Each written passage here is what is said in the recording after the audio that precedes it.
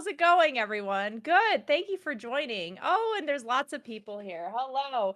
Welcome to my wonderful show. I am your host, Lisa Wallen. This is Lisa's Lair, sponsored by our returning sponsor, Elysian Space Dust IPA. Oh my God, so good. Hi, everybody. Anyways, yeah, welcome back. That's all I gotta say is welcome back. We had a really good episode last week. I am no longer doing my full introductions because yeah, I wore my banana shirts today. I'm assuming everyone at this point knows what the show is, but if you don't, I'm basically bringing on all my favorite creators all over the gaming industry and now anime industry and music industry, and we just nerd out for a couple hours and we drink some awesome beer together and we talk about the weird dorky things we're passionate about. And today we have a very special guest that was highly requested from people on my stream. And I was really glad that he was taking the time out of his busy schedule to hang out with wee little Lisa and my tiny little community. So let's bring out our very awesome guest today, the first voice actor, and I guess I don't think the first musician, but one of my favorite people of all time. Let's bring out Greg Chun. Hello. Clap time. Clap, clap, clap. Oh, you're already drinking. There. It's the only way you can get through this. Sorry about that. Is this Is this an appropriate level of my voice, and we can do the whole interview like this? Yes, please. We need Greg's ASMR voice. It was actually requested. Which I guess is many different kinds of voices, because you got this voice, and then you got your Jello eating voice. Did you bring Jello? I don't have any Jello, but I do have these, which could be very interesting. Oh my God. Wait, are those the rice crackers with the peanuts? Yes, the spicy ones. Those are so good. Oh, that might burn with the I know. beer. I'm all about it though. It keeps it interesting. I find that sometimes the weirdest thing happened. So my wife's allergic to shellfish, so she can't eat like oysters and all that kind of business. Oh One no. time there was a random like Trader Joe's pre-made fish dinner that for some reason when I ate that and I drank a particular beer afterwards, it tasted just like pure oysters. So Yum. I had her try it and then she said, I don't need to eat oysters. I don't like that. I'm allergic now. And Mhm. also to you just now. See, we're I told Greg he has to give us some ASMR today. I do need to ask though, how is the beer? The beer is awesome.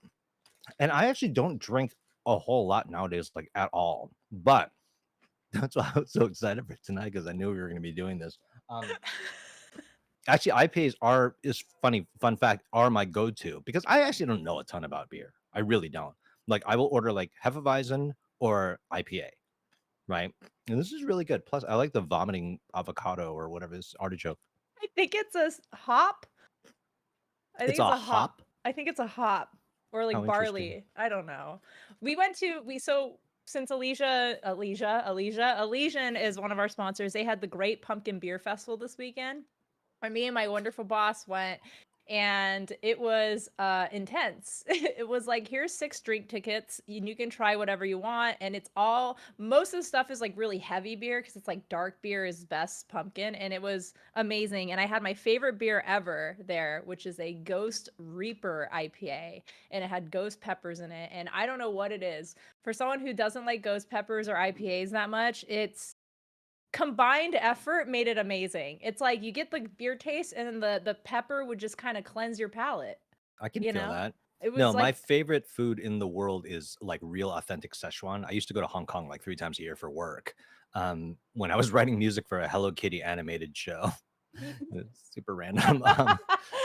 And so I would go there and I would direct the voice talent and I'd write the songs and the score and all that kind of stuff. But I would go there and my friends would take me to this Szechuan restaurant. The manager's name was Motor, like motor of a car. Like anyway, and my name's Motor. hey, I'm Motor. How you doing? So spicy and so crazy. And we would always get Tsingtao, the Chinese beer, with it. And Oh it was yeah. just the greatest combination. Oh my God.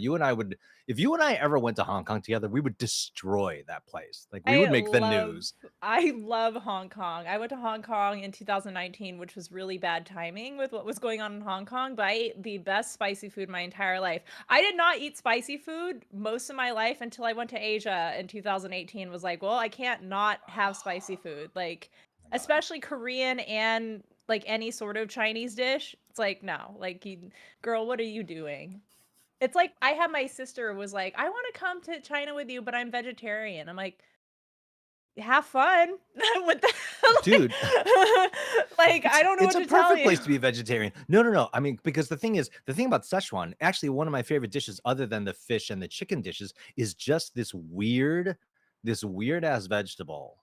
I don't even know if it's a vegetable or a root or something, but it literally looks like green spaghetti noodles. Like it's shaved from Oh, some kind of random vegetable and done up with the same Szechuan peppercorns and peppers, it's and just noodles. It's just it's spaghetti.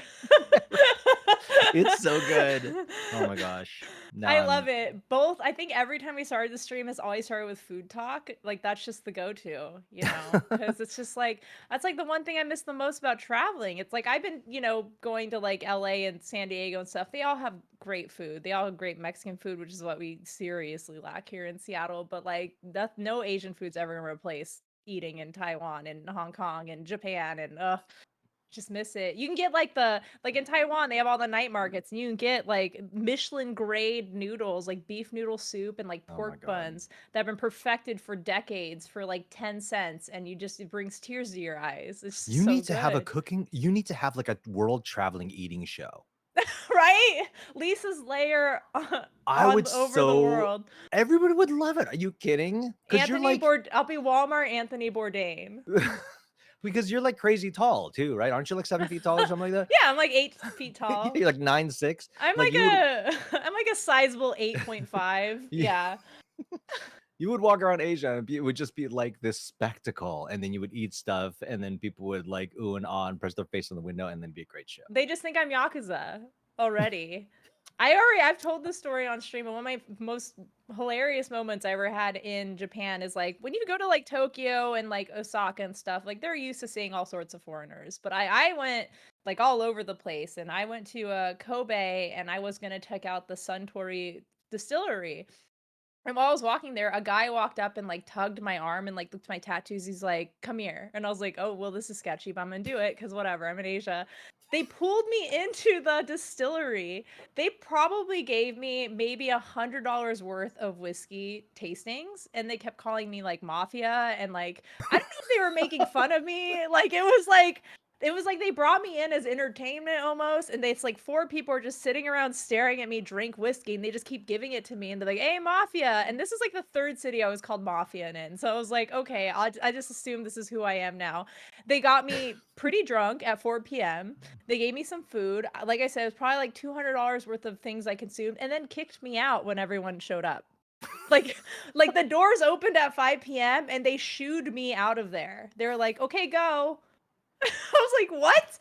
Was I just like your pre-funk? Like, what is this?" It was the most amazing. I still don't know to this day if they thought I was like a weird jester or like a clown or something. And then they were And like, "Okay, plus, what have we learned from this, young ladies out there? If ever you're in a foreign country and a bunch of people want to shove you into a room and start pouring drinks down your throat, go for it. It's a good definitely idea. 100% go Yeah, for it." is definitely a good idea. I was very broke. I was like, I might die, but at least I will have really good whiskey before it happens. So that was the thing about the beer fest too. The best thing about that is like it was a festival with like 80 different types of beer, and most of them were like Elysian, like pumpkin, whatever. But every person there looked over the age of 30. It was like, oh great, there's not gonna be any litter or puke anywhere. And Taylor, my boss is there. She said that she saw like three young kids like hop the fence. And like the security didn't even care because he was like, they're not gonna get served anything. Like you have to have like a bracelet, you have to look at least haggard in some way to be at this party. It was great though. I drank too much, took a nap, and yeah, that was it. It was a great weekend. Now I'm drinking Wow, more because that's it's my awesome. job now.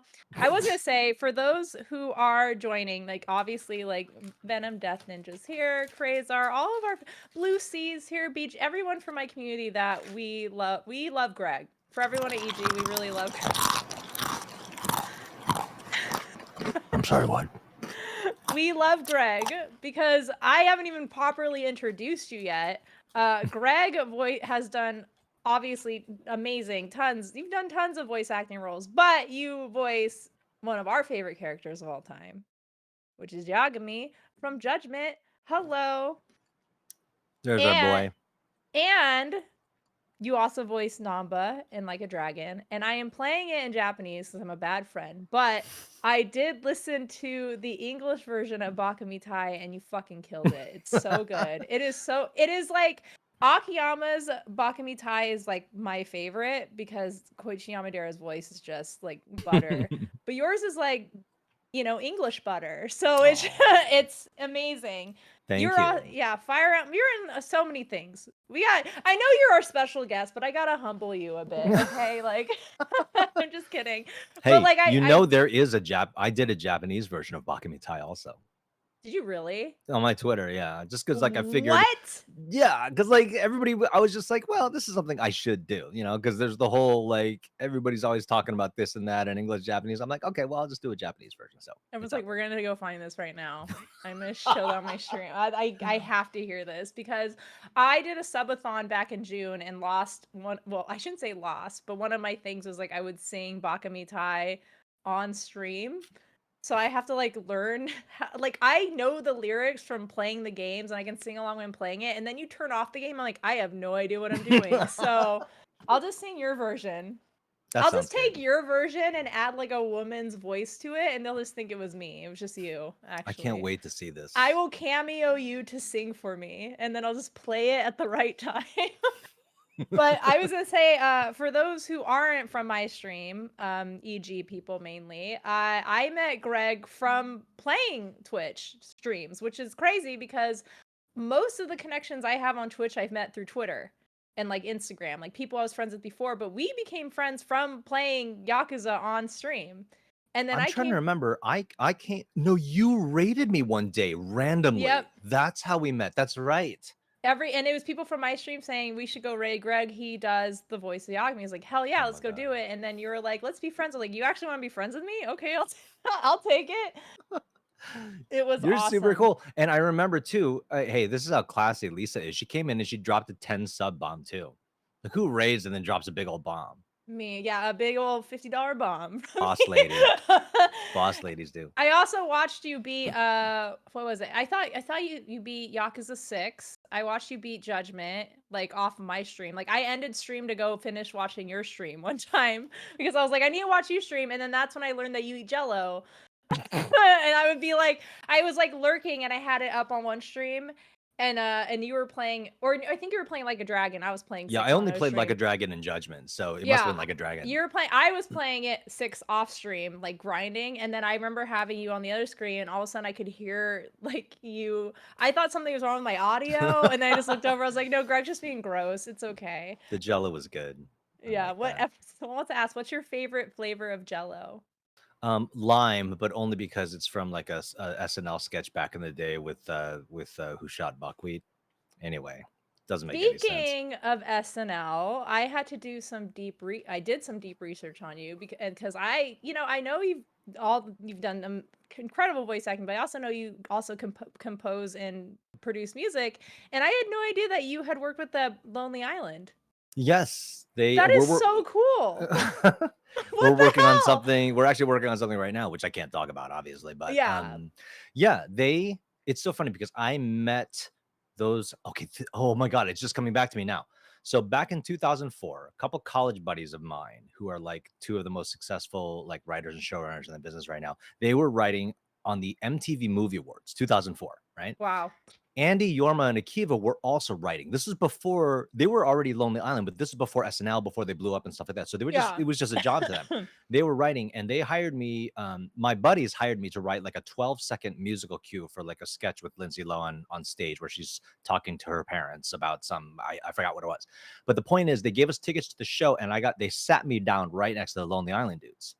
And we just started chatting and we just sort of Then stayed in you're like, touch. "Hello." But I didn't even know, they weren't even a thing at that point. They Yeah. were they were just like, "Oh, we're gonna do this pilot. Do you wanna write some music and do some voiceover for it?" I'm like, "Yeah, sure, sure, sure." So it was just by work, like a random work thing that we met. And then they were just always great about even after they blew up, they called and they're just like, "Hey, we're doing this thing. You want to write some music?" So they're great guys. Yeah. That's amazing. I mean, I feel like that's how most opportunities happen. Just like you meet somebody somewhere and you're like, "Hey, what's up?" Yeah.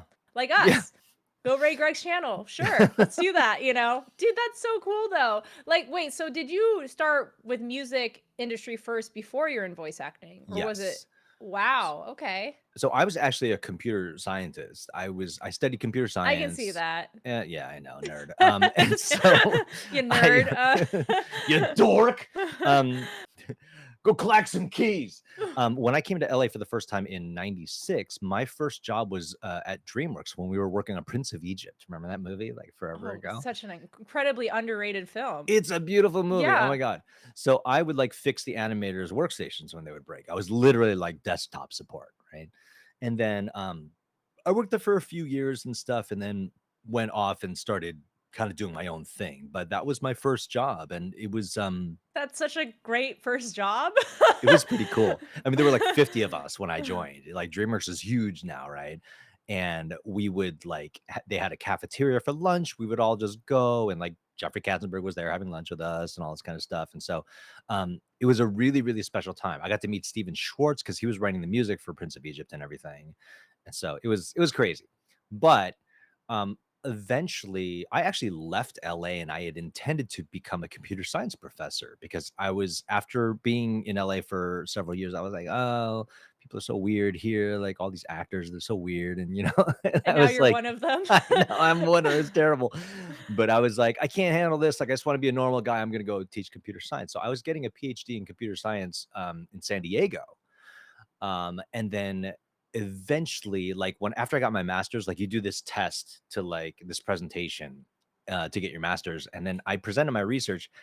And afterwards, like, okay, so now I'm looking at like 2, 3 more years hanging out here doing a PhD. And this research I'm doing is totally pointless. Like it doesn't make it's never gonna help anybody. It was just really uninspiring. And friends from LA who had been like working their way up, they're just like, "Hey, do you want to write music for our short film, or do you want to write music for this?" And I was like, "Okay, I'm gonna give this one last shot."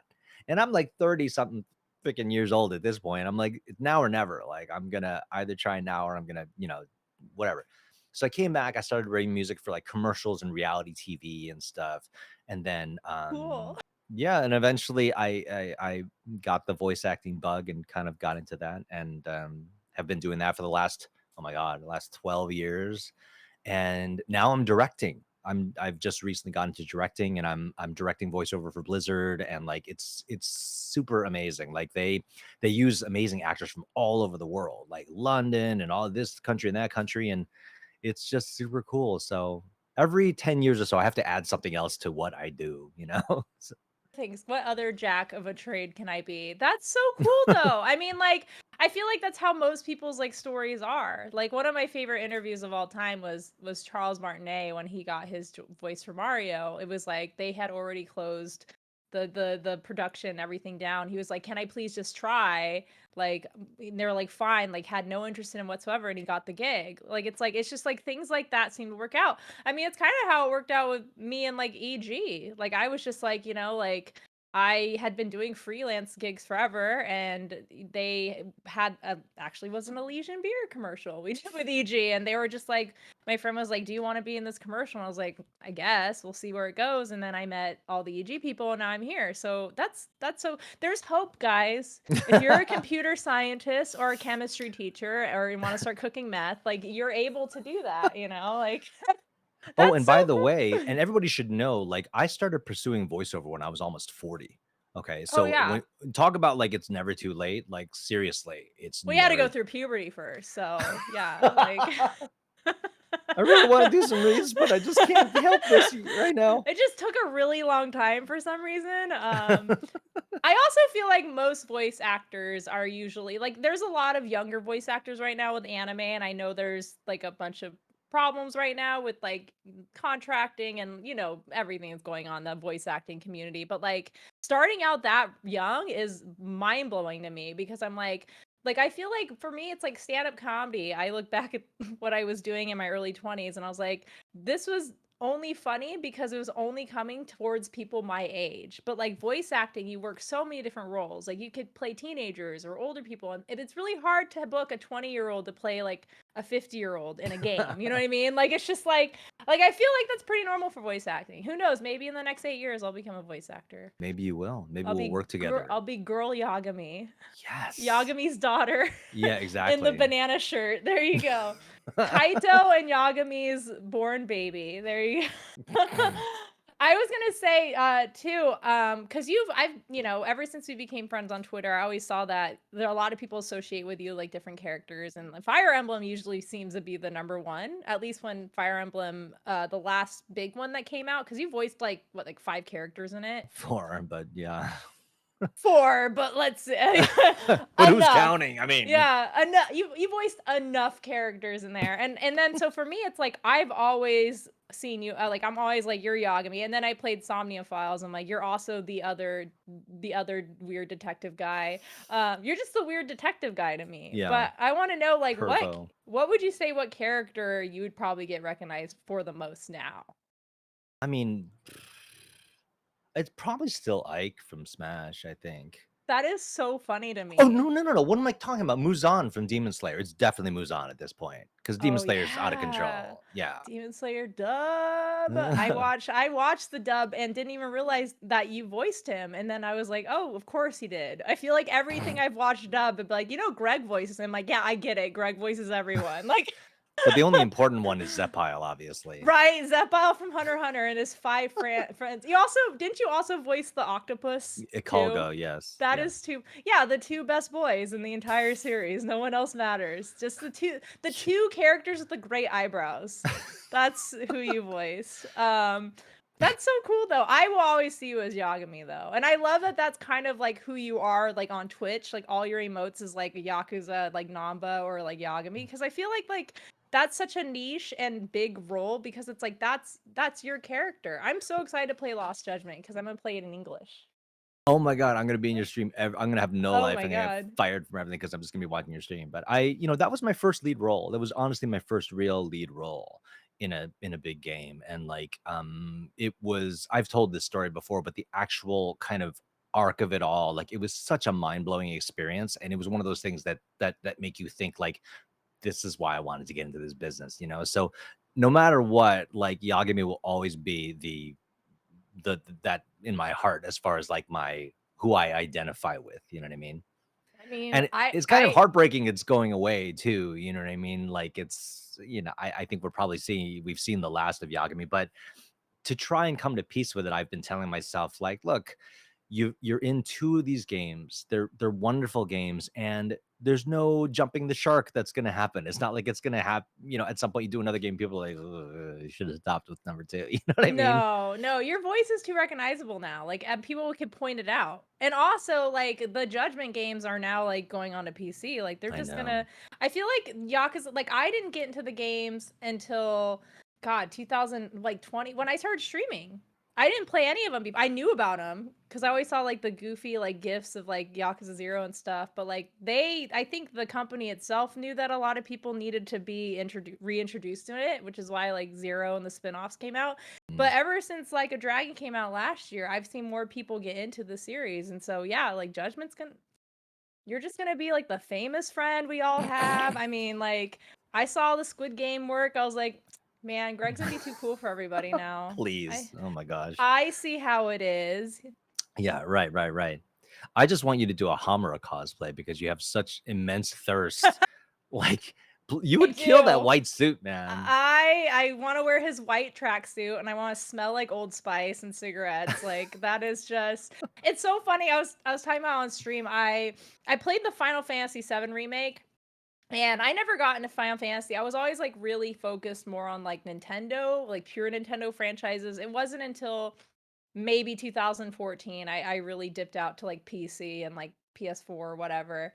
And I'm playing this game and everyone's like, "Oh my god, you're going to love Cloud, you're going to love Sephiroth." And I played it and I was like, "These guys look like cats. I need them to be like old and rugged and like I need them to be like seniors with like back aches. Like I can't get into these cat boys and their tight skin. Are you kidding me? Ugh, So are you gross. saying you were more into Scotch, aka man who gets kicked in balls? Yeah, totally. There you go. There Like you for go. me, yeah, there you go. That was me. That's who I voiced. So you were Oh, is it? I was one of the announcers during the big Hell House boss fight. It was Scotch and Koch, and I was Scotch. That is so funny. Oh my god. I actually was the weeb and played it in Japanese. Of course you're going to. That's okay.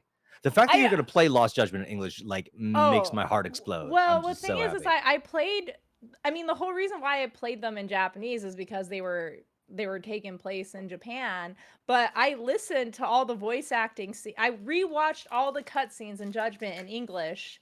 And then like halfway through the game, I was like, I prefer this way more in English. Like that, nothing about the Japanese voice acting is great, but I just feel like your voice fit Yagami better. And I also really loved Kaito's voice actor too. And I was like, well, they're like the two people I hear the most, so I might as well just switch it over, you know? And then there was like obviously there was all that drama with Hamura's Japanese voice actor, but I liked his English one too. So it was just like, why am I doing? I'm just gonna play it in English. It's gonna be That's so great. cool. Oh my I god. know, I love it. And it's great too because like, I have a few other friends that do voice acting and stuff, but like I don't really resonate with their characters as much because I haven't really played any games they've like been in because I keep playing Mm. games in Japanese. So I'm a fucking nerd. But now I want to. Now I want to play all these games in English so I can support my friends do. And then I don't know, maybe you can watch one of my stand-up reels to like I'll play an entire 70-hour games with your voice and you can watch like a 2-minute TikTok of mine Dude, and I've we're watched your even. stand-up video. It's awesome. I watch Eh, every video that you have, I watch. I want to post more and people keep asking why I'm posting any. I'm like, because I don't do many shows. Streaming is my main focus. Like stand up, it's like I mean, I'm sure it's hard for you to balance music and voice acting. Yeah. Like it's like you kind of just take what comes to you and streaming just comes naturally because it's like I just go live and stand up right now is just so competitive. Like everyone after the pandemic wanted to be a stand up comedian, which was Yeah. so gross. And I will go to comedy shows and watch people specifically can tell this person's telling this joke because they want it on TikTok. Like not because and it's hard because I most of my jokes are very like there's a build up, but the attention span of the internet doesn't care. They're like, if you need to get to the point in 15 seconds or it's not funny. So I've kind of had to Mitch Hedberg my jokes a little just to get those clips, And I'm like, it's not working really, it doesn't really work out this much. I feel like I'm just saying my tweets out loud on stage. Like it's yeah, so You got to come to Burbank and play Flappers again. oh, I've done a couple shows in Burbank, but they were at bars. But I mean, I'm in LA Burbank a lot. I was just there 2 weeks ago.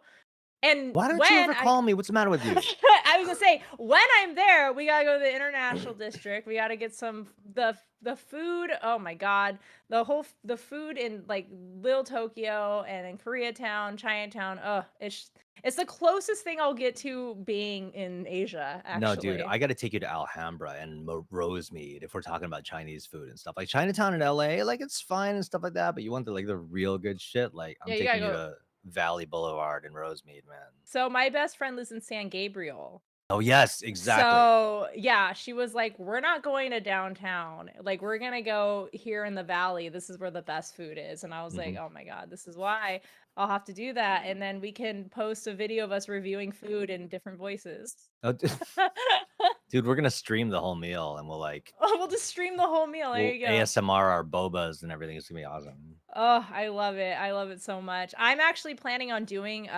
cooking streams eventually. Ooh, fun. I'm gonna get another it's funny. It's like yeah, like I think stand up for me was like a good and I feel like for you it's probably like when you first started in I guess the entertainment industry is that like you're like this is what I want to do and then you do other things you're like actually this is just an entry point. It's Yeah. like stand up was an entry point for me to do things like this like host and be creative and now I'm like I want to start doing cooking streams and like Legos and Gundams and all sorts of. I just want to be incredibly in my house while people watch me do things. That's what I want to do. But I mean, that's the coolest thing about being a streamer is that it really is just your own TV station. You can just do whatever the hell you want, you know. it It's really is nice to public have that. access TV for Gen Z. That's really it. It's like I started rewatching the Tim and Eric Awesome show, like when they had like the little TV. I'm like, this is just a Twitch stream. This is all this is. This is a Twitch stream of sketches. No, I have this really cool idea because I want to combine comedy and streaming. Like I was like, I want to think of a way to do this. And I've done stream for actually the whole reason why I got into streaming is back in 2019, like before the pandemic. There's a streamer named Sour Kool-Aid. He's in Portland. He used to be a comedian. Now he's a big streamer. He has comedians come on a show every week. So he would like pay for a hotel in Oregon. You'd come on a show, play video games, and do a stand-up bit. It was Oh, great. Like his mods helped me set up my stream. They taught me all the stuff. And I liked it, but it was really awkward because I was like, I'm just sitting here like telling jokes into a mic and like I don't know if anyone's responding. Like there's nobody here but this guy on the couch not paying attention to me. And so a lot of people did like Zoom shows and I was like, you know what'd be really cool is what I want to do is I want to have like 4 or 5 comedians over. I'm gonna stream myself cooking them dinner and they're gonna eat and then they can perform a set on stream and then they'll have the audience of the 4 other comics and my Twitch stream. So that's gonna be my dude, goal. that's awesome. Yeah, right? It would be like a cooking for comics with Lisa Law. And then I just burn all their food and it's gonna be great. Yeah. You should be able to like actually sell tickets to that. That's like an event, man. That's what I was thinking. I was like, would you guys and I'll tell people like I'll also pay you too. And they're like, comedians are so desperate, like, I'll just do it for the food. Are you gonna make hot pot? Are you gonna make China? What do you make? I was like, probably Korean barbecue hot pot. Like, I'm in. I was like, okay, great. Like, that's your payment right there is free food, and I'll take all the donations. So But just by kidding. you're like, technically that's my channel. So have you had the kalbi from Trader Joe's? The Calbee from Trader Joe's, is it good? It's good. Oh, I don't like that sentence. No, it's true. I'm It's like, like, have you drank Trader Jose's? Like, I'm serious. I'm serious. I'm Korean. It's really good. Like, surprisingly so. oh God, I started to learn how to make my own kimchi. That has been dangerous. Wow. Yeah, I got like one of my favorite YouTubers, Monchi. Do you know who that is? She's like a Korean cooking. I don't think I do. I got her a cookbook. I got her cookbook for my birthday last year, and she has her kimchi recipe in it. And I made it, and the first like 5 times, it just tasted like spicy pickles. Like I was like, this is. And then I finally got it down. I was like, oh no, this is dangerous. Because I go to H Mart. I drive like 25 minutes to go to H Mart to get fresh kimchi, and it's just ruined my life. Like I just constantly smell like kimchi, which is not the most attractive thing ever. But honestly, like I got one of those like portable like gas tops that you put like on, like the little portable Korean grills. Yeah. And that so I just been having people over and made like hot pot and Korean barbecue and I was like, man, I could just stream this. I'm just So waiting to get cool. my second gaming PC. My first gaming PC will be for Korean food. My second one will be for actual gameplay. But yeah, so that's like a goal of mine I because can't wait. That'll be super fun. yeah, and I don't know, maybe I'll do a travel version. I'll just bring it with me to LA and we'll do like Oh my a gosh. little private like Korean barbecue ASMR slash Bakamitai duet stream featuring spicy beers. I don't know. That sounds complicated and awesome.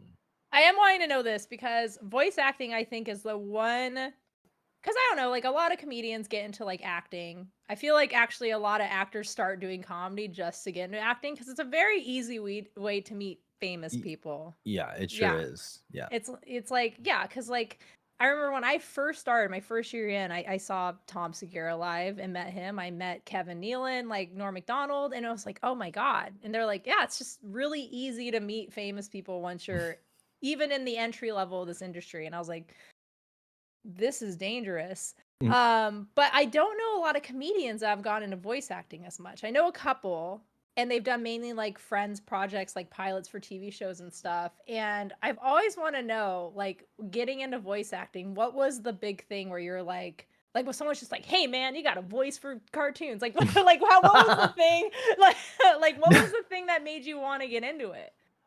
So what happened was in 2000, when was this? 2005, something like that. I was music directing. Okay, I was hired on a musical called The Ten Commandments, which was they brought it over from France. It was a big hit over in France, but they rewrote the whole thing. So it was weird. Like it's the Ten Commandments, but we're gonna rewrite the whole show. So none of the We're gonna songs are the same. commandments, actually. Yeah, we're gonna rewrite the commandments. Thou shalt kill. It's fun. And so like they rewrote the whole show, and there was a guy named Pat Leonard who was the composer, and he was brilliant. He wrote a bunch of Madonna tunes, like big music producer guy, whatever. So a friend of mine at the time was the general manager of the show, so he hired me to be Pat's coffee boy. And I essentially like, brought him coffee, did whatever he needed, like during the day, whatever. Val Kilmer was playing Moses, by the way, of course.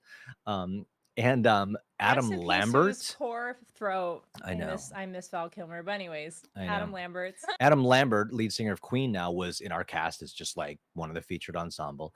But the important thing, oh, you know who else was one of the dancers? Sean T from Insanity. Sean T Insanity workout. You ever seen that stuff? That the Oh freaking my god, from, like, the workout videos back that I had to, like, watch yeah, in high school and shit. yeah. That is so funny. Sean T. And it's so funny. He's like, he comes across as like so like, on his workout video, like I'm gonna motivate you and blah blah blah. He is like Yeah, he's terrifying, yeah, but he's the sweetest, nicest, like gentlest person I've ever met. Anyway, it was an interesting show because they got all this amazing talent. One of the female leads was a woman by the name of Nita Whitaker, and her husband was a guy named Don LaFontaine. And Don was the king of trailers, voiceover trailers. The whole like in a world yeah, I was where gonna say blah blah blah. that voice. Yeah, Yeah. that was Don. And so I met Don and we became friends and he introduced me to his voiceover pals. And that's just kind of when I got into the world knowing that it's a career and like, So you guys just have a bunch of hangout people doing different voices. That's how voice actors hang out. Just yeah, all we do is try and one up each other. It's super not obnoxious. But it was kind of like one of those things where I finally saw that this was something that people did. And I was one of those kids like my friends and I we grew up doing Arnold voice and like making fun of our teachers and all that kind of stuff. And so like it was something that I think I always had in me. I just like, didn't oddly, one of your teachers was Arnold, but yeah, you're right, like yeah, I don't know what he was doing in the Midwest, but um I sort of like realized this could be a thing and I started working with a coach and eventually got an agent and there you go. Yeah. That is so cool. I mean, my favorite voice actor growing up was Patrick Warburton, which is like he's not even a voice actor. He just talks and like He's that's his awesome. voice. He's amazing. I loved him so much. Like I watched everything he was in and one of my favorite YouTube videos was where they just had him and they're like, "Okay, and you've probably seen this where they have a voice actor and it's like, "How would you voice this character?" And they would just put random characters and you'd come up with a voice and it's just him doing his voice for 25 minutes. And everyone was like, this is amazing. This is the best thing I've ever seen in my life. I'm like, this is just him talking. Like that man was just him. He won the pool, the genetic lottery for his voice. But at the very beginning of the video, he goes, I don't know why I'm doing this. I'm just going to talk. And everyone was like, perfect. You sound great as a duck, a worm, anything that you do. But like Yeah. that's when I got really obsessed with voice acting. Like obviously my big focus was mainly Japanese stuff because I'm a massive disgusting weeb. But but I also really love English voice acting as well. So hearing you now, I feel like I'm talking to Yagami. It's pretty cool. So I did not kill anyone. I just want to preface that right now, just Sure, so you of know. course. Yeah. Have you ever had any like bad roles or have any bad stories from when you first started? There are some things that I may not be super proud of. I mean, if it's like they're watching, you don't have to say it, like where you Yeah, hear it and you're like, it's one of those things where like um you do it and you don't like as an actor, you want to go in and you want to be professional, you want to do a good job and like while it's happening, you may be thinking like what is this that I'm doing right now? Like I don't know about this, right? But it's a zone that you're in where you're like, well, do I say something? Do I not? I don't want to like bail on the gig and get a reputation, whatever. So there were a couple gigs that went to completion that afterwards I'm like, I really should have walked out of Venom that. asks, Greg, did you Tenga egg ad? I don't. What is it with young people? I don't even know what that is. What are you talking Wait, about? what's a Tenga egg ad? Now I want to know. I have no idea what that is, but I didn't. Thankfully, I'm Did glad you to do say a great Christopher Walken? Every person I know is like, I should be a voice actor. It's like, I can do Christopher I Walken. I can't do Christopher Walken to save my life. I swear I found an ad for an adult toy with your voice. No, I didn't do any adult toys. Oh, egg, the egg. No, God, Yeah. no. Like, wait, yes, I did. No. What's the Wait, matter with you? wait, what is it? What is it? What? It's an egg. It vibrates. What? It's the what? What do you need to know when Braids. it comes? I swear it's not an adult toy. It's just an egg that vibrates. I did not do any adult toy ads, okay? Just a vibrating egg. I don't know what you do with the vibrating egg, but it's definitely safe for work. Okay. Oh That my is lord. yet. Someone said yet. You haven't done them yet. It's kind of Everybody has done stuff that they regret, honestly. Like I like, mean, is that? it's even Are you worse for admitting to the on-camera egg actors. right now? No, I didn't do the egg. I didn't do the egg. I swear to God. But I mean, it's even worse for on-camera actors because it's like your face and your body. Voice Oh actors, yeah. I'm sure everybody's got some. I think of that Friends episode when Joey did the VD ad and it was all over the substation. He like That's right. took his voice, his bait there. Or like when you read about a lot of manga artists, how they started off like doing hentai, and then I'll Yeah. like read the manga, I'd be like, this guy definitely did hentai. Like it's like you can tell. Like this, like reading Food Wars, I'm like, this is a little too Oh my sexual gosh. for Food Wars is dumplings. nuts. Now I want to know what this vibrating egg I'm is. I'm gonna look it up after. you do that. After I find your Japanese version of baka mitai. Oh my In that god. order. That is so funny. I was gonna say too. Well, obviously you're Korean. When you did the Squid Game voiceover, have you tried doing any of the lines in Korean? Oh my gosh, no. My Korean's No, atrocious. No. mine My, is too. my So it's okay. well, yeah, well, it's okay if yours is atrocious. You're not a disgrace to your people. I'm just like, it's embarrassing, man. Well, You I know. found out when I went to Korea that my grandpa is full Korean, but he left Korea during the Korean War. Wait, I'm sorry, what? Yeah, you know is Korean. What? No, you're not. You're a Yeah, liar. my mom What? is half Korean. My grandpa's full Korean. I'm not that much. Like like I'm Korean, Native American, Mexican, Spanish, and German. Oh my gosh. Yeah, but mainly like I'm mainly Korean and Mexican, which is funny because I don't know any That's nuts. Spanish and any Korean. Now I like you even more. What am I gonna do with That that? was it. Now you're like, well, God damn. Now you know why I make so much Korean food. Like my mom looks obviously more Korean than I do. My sister looks more Korean than me. Like I got very much my dad's genes. But like I grew up on Korean food. Like my mom would always make Korean food, and she lived in Hawaii, grew up and was born raised there. So I always made spam, What? eggs, rice, and kimchi. That was like my diet for 32 years. Oh my god. Now you know. There you Well, go. now you have to like post pictures of your family. Yeah, you'll be like, yeah, your grandpa. I look like my baby fit picture. I look like a little Korean grandma. Like it is just, it is very fun. I was a very Asian looking child, and then my eyes just like popped open when I was like 5. So when I did go to Korean though, like my grandpa, he hasn't been to Korea, and whatever. Like he passed away, but he hadn't been to Korea since the 50s. And so his Korean was okay because his family was all Korean, but he was living in the States and he was trying to teach me all these terms to say, like basic stuff. And I was like, okay. And I went to Korea and I had a bunch of Korean friends there, and they're like, I think your grandfather might be North Korean. I was like, oh. And they're like, because they have like an older style of Korean that's like kind of outdated. Like, I don't know the history, but it's an older way of pronouncing words. And I didn't Hmm. realize that. So I was like, okay. And they're like, yeah, you should probably stop talking in Korean.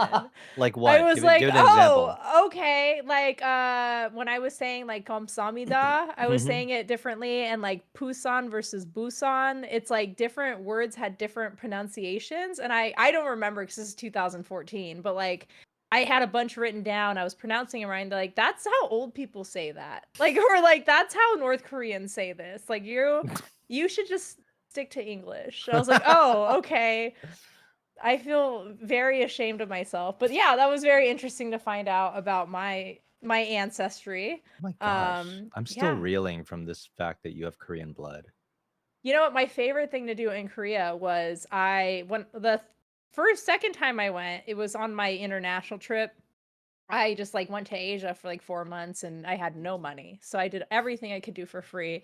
And all the things you can do for free in Korea is the museums. All the museums are free. So I was like, "Oh hell yeah." So I'd spend like a whole day in the museum just to get my day's worth there cuz I was there for like 3 weeks. So I learned a lot about Korean history. But my favorite thing was I went to the Korean War Museum and in museums, like, usually they had one about, the American side, and they had one with, like, they have a pretty mm, they have a pretty bad relationship with Japan. It's getting a little better, but my favorite thing about that museum was that, like, normally at the end of, like, an exhibit, like, you've been to museums, there's always, like, some sort of, like, message of hope, you know what I mean?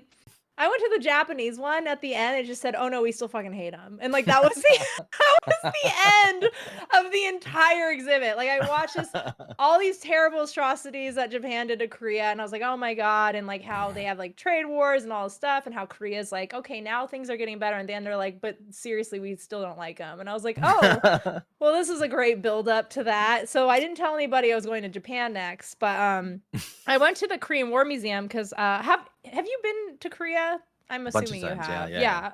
My favorite city is Busan. Mm. Which is funny because it smells like shit. It's like but the food is amazing, it's on the beach, it's like, it's not Seoul is very industrialized, and Mm. then it's either super industrialized or it's like Vegas. That was what the vibe I got, is like, it's either you're a businessman or, like, a high school kid or a college kid, like, so I was, like, in the middle where I didn't really fit in, and I went to Busan, and I was like, "Why does it" like, I've been to cities, like, I've been to LA where every once in a while you get, like, that weird sewage smell because it's just the nature of being in a city, but, like, Busan smells like shit, like, Oh, every 10 minutes. dude, I don't Hong Kong is the same. Oh, Like you yeah, walk around the streets. Yeah. Hong Kong, but Busan specifically was very intense, and I was like, "This seems like it feels like I farted." Like, it was just, like, that kind of intensity. And I went to the museum, I found out it was because during the Korean War, like, so many people fled to that city because it was the most southern part of Korea, and so they had to basically have civilians, like, build a city to accommodate millions of people, and that included the sewage system. So, like, there were these signs around it that was, like, apologizing about the smell almost, and, mainly for, like, the American tourists, and I was like, "You know what? I didn't care because I was just eating food and drink like, I'll go anywhere. If there's bomb food and drinking, I don't care what I Oh walk yeah. No, into." there's no better appetizer than the air smelling like feces for eating. Right? That's Exactly. yeah. But I was so drunk, who cares? I was just that was the big thing about Korea for me. It was like Japan drinking was funny because even in the most like clubbiest of clubs, people still have like sober manners. Like it was like everyone is still very proper and self-aware of themselves, even when they're the most unless it's Halloween. For some reason, Halloween was a nightmare there, but it's because you dressed up as someone not yourself, so you're like, I can be a mess. It's fine. But like in Korea, no shame. People are just a mess. I love it. It was just Hmm. like being is the Vegas of Asia. That's how it felt like to me.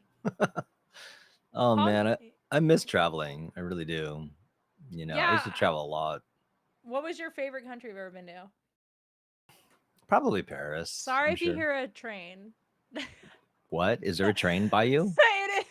There's literally a train that goes off every stream at this time because I live next to Boeing, so it's a train that pulls in airplanes. So it sounds loud, but when you look outside, it looks like a plane is flying through the city. It's very.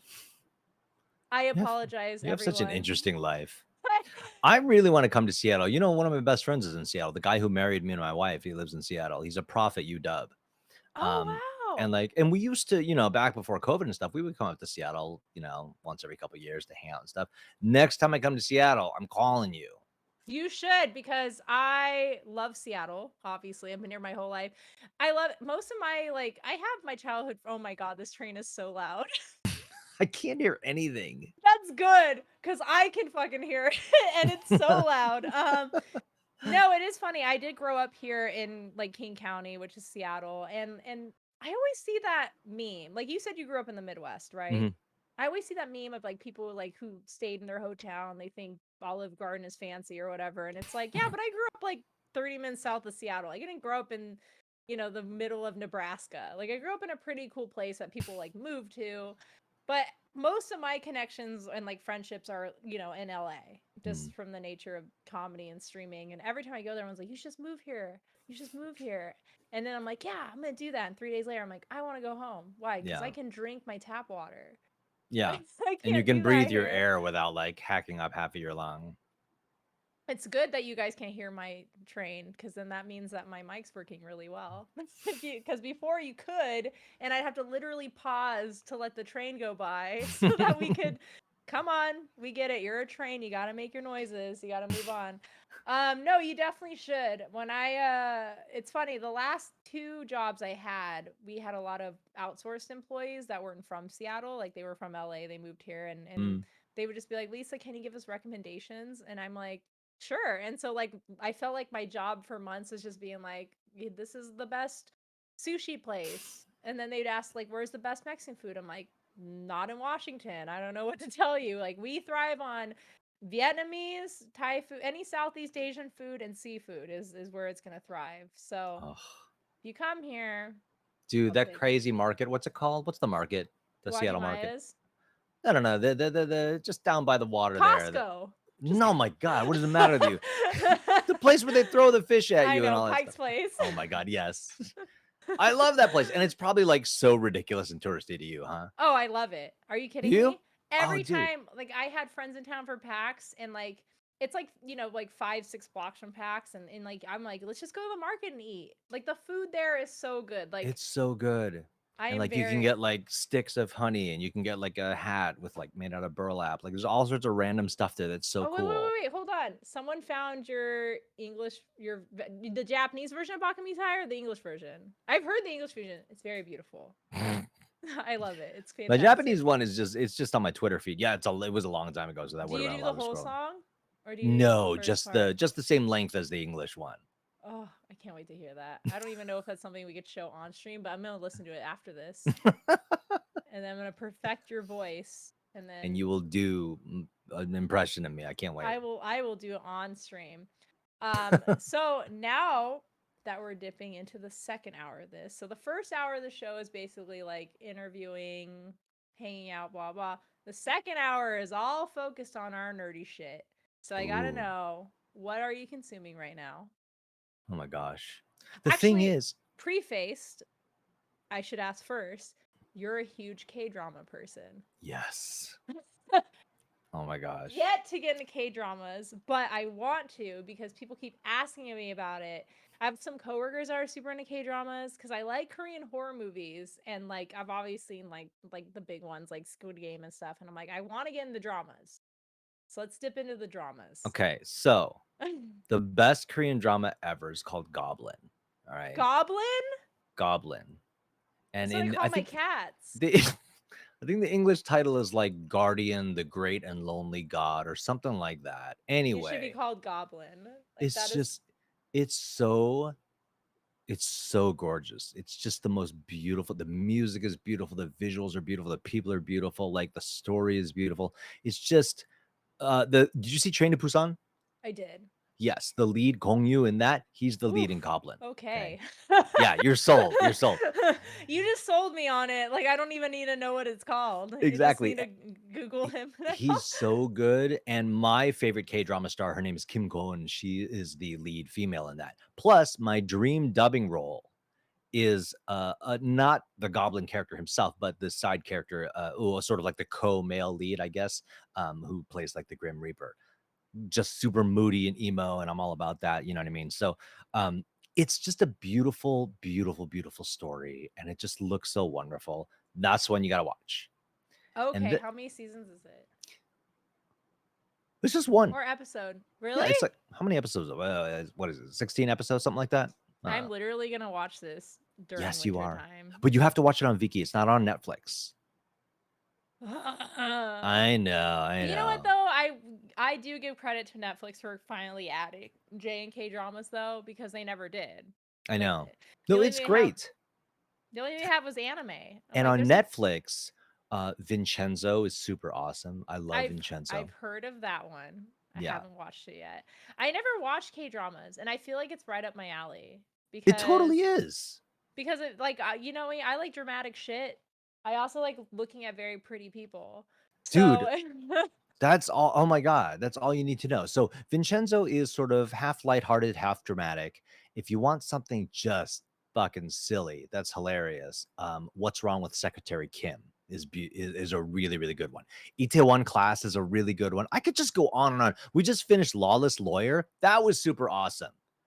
You know, draws you to K-dramas? Because like I've never seen them, so I like for me the appeal is like, okay, I'm just tired of like Western culture. Now I want something new. Like, was is that basic? Like that's why I got into anime. Is like everything is Marvel. I need something new. You for know. me, okay, here's the thing. Like for me, and this gets a little bit, but when I was young, I grew up in the Midwest. I was one of the only sort of minority kids around, and it was a racist fucking place, man. Like, and it still is, but it was even worse in the 70s and 80s. It was like, you know, Midwest. you like Chicago suburbs, right? Oh, And okay. so you'd walk along the street, I'd walk along the street, and people just like shout racial slurs out the window, like while they're driving by, just to do it. You know what I You mean? don't do that. No, Just like no, not you don't anymore because wake I get in up. trouble. You don't wake up and just yell slurs out the window. I don't want to get canceled. That's the That's only how reason I don't do it. that's how I yawn. You know. Just kidding. So, for me, like Korean media coming into the mainstream and like seeing, like when I was growing up, the Asian face on in media was fucking Long Duck Dong and 16 Candles. You know what I mean?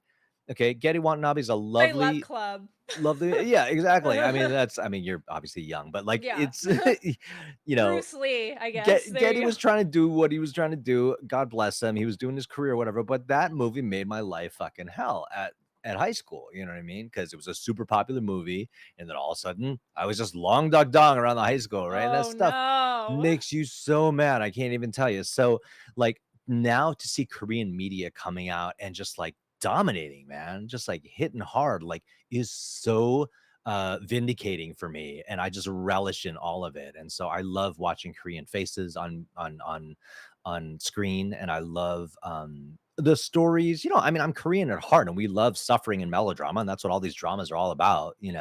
So it's really cool for me to see this all happening like this. In the 70s and 80s, it's like you already had limited Asian representation, but better yet, you probably didn't even have Korean representation. Oh yeah, So to everyone, it was everybody just had. like, you're just Yeah. Asian. It's fine. We Oh, have it wasn't even Asians, that. It's you're right? Chinese. Everybody was fucking Chinese. Every Yeah. Asian person, you're just Chinese, You're just right? Chinese. Yeah. And And now like, it's yeah, it's I can't imagine. Like my mom has told me this stuff before too. Because my parents are huge nerds. They are. Like my dad especially big Star Trek nerd, but my parents are big like martial arts and kung fu nerds. Like I grew up watching like Bruce Lee movies, like films. Like that's they raised me on Star Trek and that's why I'm a weirdo. Like that's like that was it. But my mom used to tell me that all the time. Like she does not speak Korean that like really well. Like my grandpa kind of failed on that. Like he didn't really embrace his Korean because he married my grandma who was full German. So he very much was westernized almost immediately when he came to the US, and part of that was because it was really hard to like you didn't have Netflix. You didn't have the internet to be like I'm going to show my daughter the movies I grew up on and the films. Like no one cared about the Korean film industry back in the 80s and 70s. So it was like my mom very much like the only thing that they could watch were big Hollywood kung fu films and like martial arts. And I was like, I didn't even think about that, you know? yeah, Because it's like I was obviously like you didn't even know I was Korean. Like I am very white representing. Like I grew up here. Like it's like I'm just mixed. Like I was never treated as anything different than a white person, and that's something I've always been aware of because of that. Like my mom was like, growing up, we never saw any of this shit, you know? So it's like when Squid Game blew up, she was like, this is insane to me. Like I just like to see something like this. And even in the original dubbed version, which is even crazier. So hmm yeah, I can't imagine. That's crazy. But yeah, I give kudos to streaming services that are realizing that, hey, maybe everything that's westernized kind of sucks and we should post other things because like the Korean film like industry is Oh, massive, it's nuts, man. Have you but seen like, Old Boy, the original Old Boy? oh yeah. Dude, that What a movie. twist. Oh my god. But that, I mean, the fun thing is like it's fucked up, right? For sure. And it makes you just feel like you kind of want to vomit. But like it's a beautiful movie. The music and the visuals, the colors, like it's a gorgeous movie, about very twisted material. But that's the thing too, is that like a lot of, I'm sorry. See, your camera might not be as good, but mine loses focus So does sometimes. mine. So So it's does mine. okay. It's fine. We're just a bunch of lame people with our dumb cameras that don't work. Yeah, no, I like cuz before I got back into like anime, which was I don't know, maybe like 2012, 13, I was really into like film. So I watched a lot of and I was really into horror films, which is hilarious because I hate horror games. Because Why? my reaction time is like a stoner's. Like I just, if a zombie pops out, I'm dead. Like I will notice in 5 minutes. Did Like you stream Dead Space? no, You have to stream I Dead Space. streamed Resident Evil 2 and I was like knees up to my chest, like I'm crying, screaming, like Okay, I'm. Dead Space is not bad. It's not bad. It's just really fun. Isn't there's a new one coming out, Callisto Protocol? I think it's the Yeah, same they're people. doing a remake, but don't worry about that. You got to do the original. It's really fun. The gameplay is really fun. It's not scary. Essert says Lisa's the reason my volume's at 30% now. Yeah, I played Bloodborne, which I don't even think is a horror game, and played it like a horror game. Like I screamed every 2 seconds. I screamed playing Earthbound. Like I am just, and If the I thing gift is, you the game, will you play it? I will. Okay, good. I also have to. I'm starting Resident Evil 4. I never played the original because I was too scared. But I'm playing the original. I'm starting in like a week, and then after that, I'm gonna play The Last of Us. Finally, which I never played. Oh my gosh, I'm literally gonna have to live on your stream. You're Yeah, doing so many and things that I want to watch you play. I'm playing Last of Us because I went to a Last of Us event here that like the Oh, Naughty the Dog, whiskey tasting. the yeah. I shouldn't have gotten drunk at the Twitch thing and then showed up to that because I thought it was I didn't know what I was getting into. But the end of the night, like I met Troy Baker because we did a stream together, Oh, that's and right. That's right. he's a cool cool weird voice actor just like you. You're all the same. Just kidding. And he was at the end of the night, he introduced me to Neil Druckmann. He goes, "This is my friend Lisa. She hasn't played Last of Us yet." I was like, "Well, don't say Yeah, that." But then I why? was like, but he was like, if you play it, I will be in those streams." And I was like, I feel like Yes, I have to play him now. But you I've have to. always I don't know. For me, it's like anything with a gun, I'm terrible with, and every single horror game has a gun in it. So I'm Dude, like, you trust me.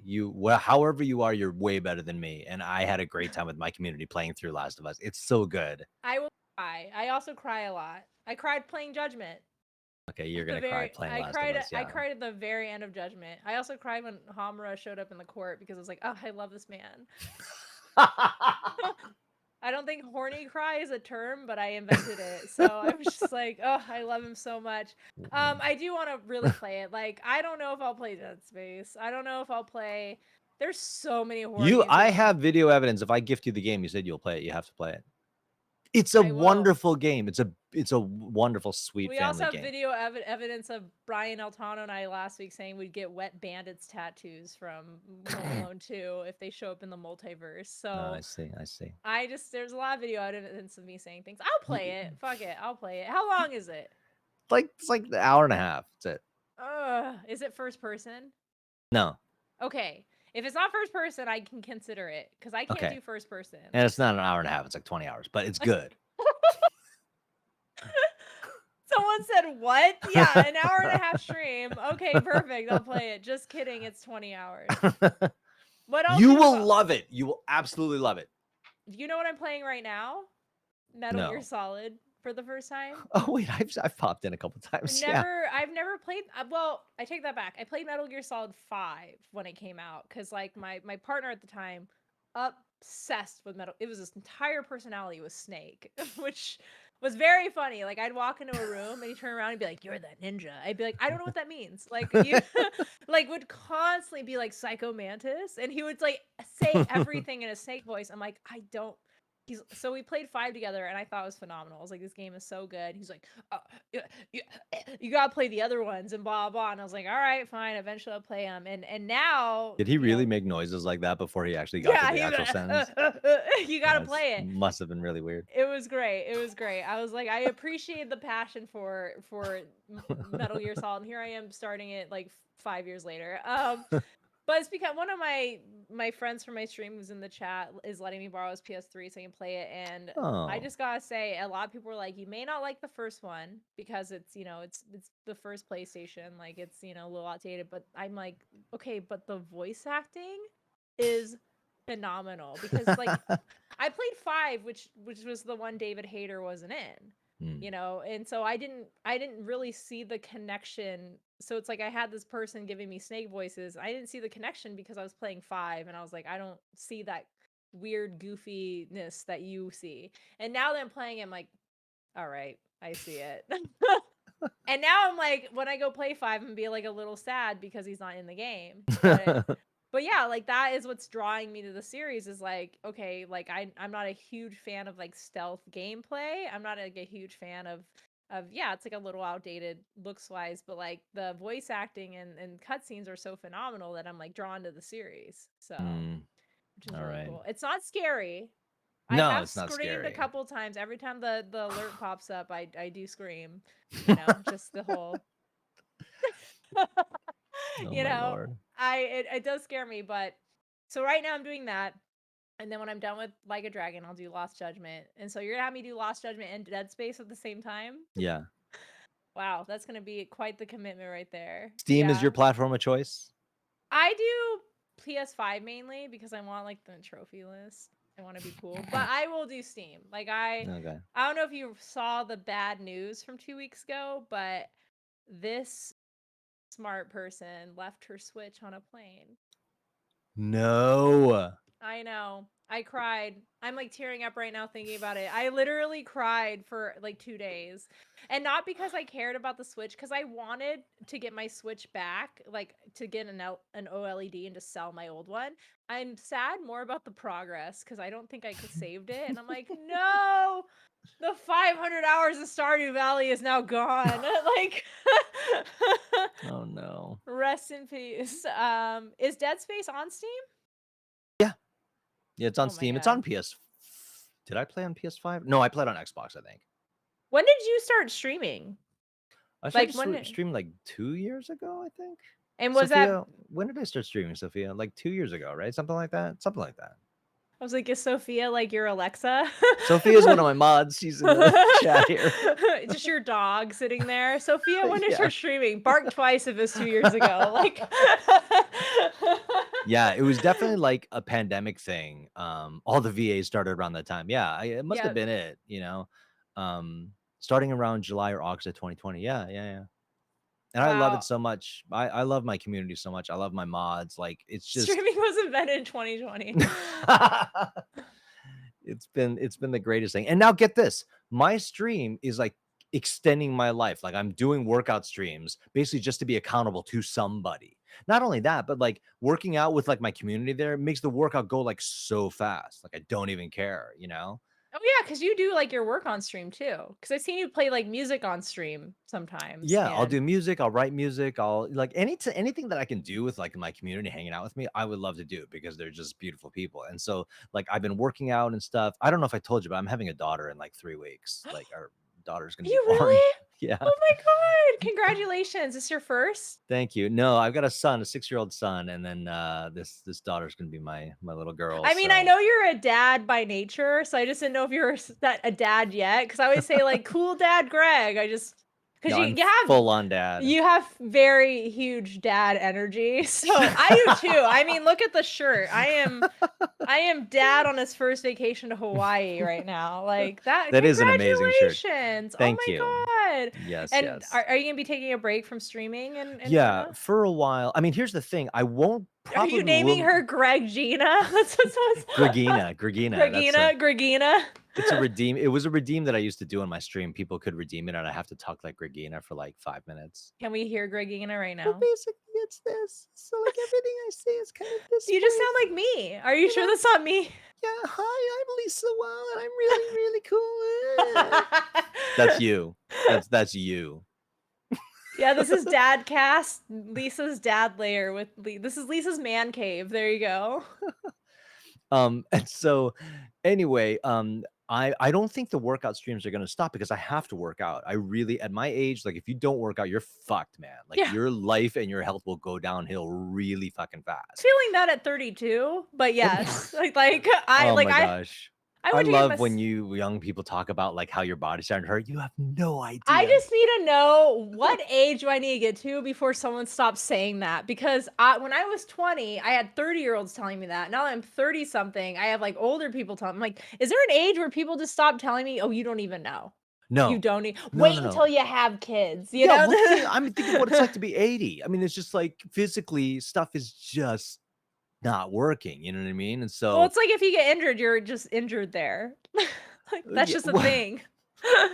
You're just stuck like that. yeah, pretty much, pretty much. But like, man, like I understand what you're saying. When I was 30, I was sort of like, oh, that's a pain that I don't know why You're it's like, "Oh, there my and neck is whatever. just perpetually in pain." Yeah, Man, what just you wait. Oh my God. just you wait. Now I'm excited for you to get to be 50 so I can talk to you about it when I'm 70. I did a comedy show for a bunch of people who were like 20 something, and I was like, "Any millennials in here?" And no one said anything. I was like, "Well, it just gets worse, guys. I don't know what to tell you." Like, start going to the gym now because the pandemic, oh my God. I got my first massage after the pandemic, like back in June. And halfway through the massage, the lady goes, "Okay, this might be awkward, but my husband is a chiropractor. He's in the room. Do you want to get adjusted so that I can finish this massage? Because you're everywhere. It's gonna feel like you got hit by a truck." I was like, "Oh wow." She said, "You have a back of like a 60-year-old." I was like, Oh, "Oh, that's okay. Well, nice that's to just me hear. being tall and hunchy." I played Here's the thing, in high school and junior high, I don't know if you knew this about me, but I played violin for 12 years. What? Yeah, I played Play. violin.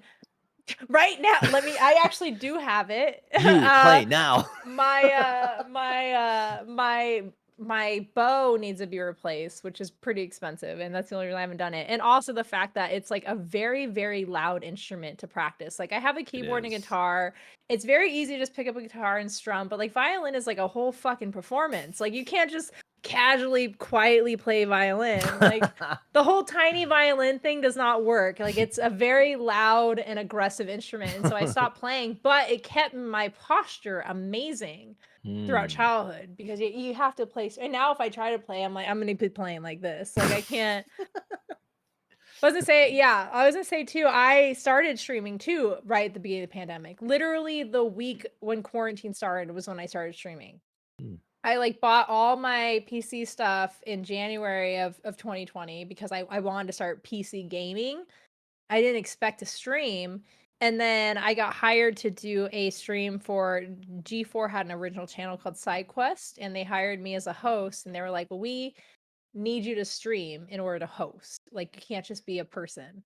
Like, you have to have a stream." And I was like, "Alright, so I guess I'll start streaming." Like, that's a weird thing. Why'd you hire me then? Like, so I started streaming and the pandemic started, and it's the same thing as you said, is that it has made like the other elements in my life way better. Like my comedy writing has gotten better. I write more jokes than I ever had. I'm terrible at timing though. Like I do a 20-minute set and it feels like I just said hello on stage. So I'm used to streaming for 5 hours, but it has. Like I think, and it's very funny too because I mean I think this is one thing we can relate on is that I feel like Twitch and streaming platforms are very much yet for the younger generation, like Gen Mhm. Z, whatever. Like even my own friends, I'll tell them that I stream on Twitch, and they're like, "What is that?" You know, like I have Yeah. to explain. Like kids bully me on the internet. It's great.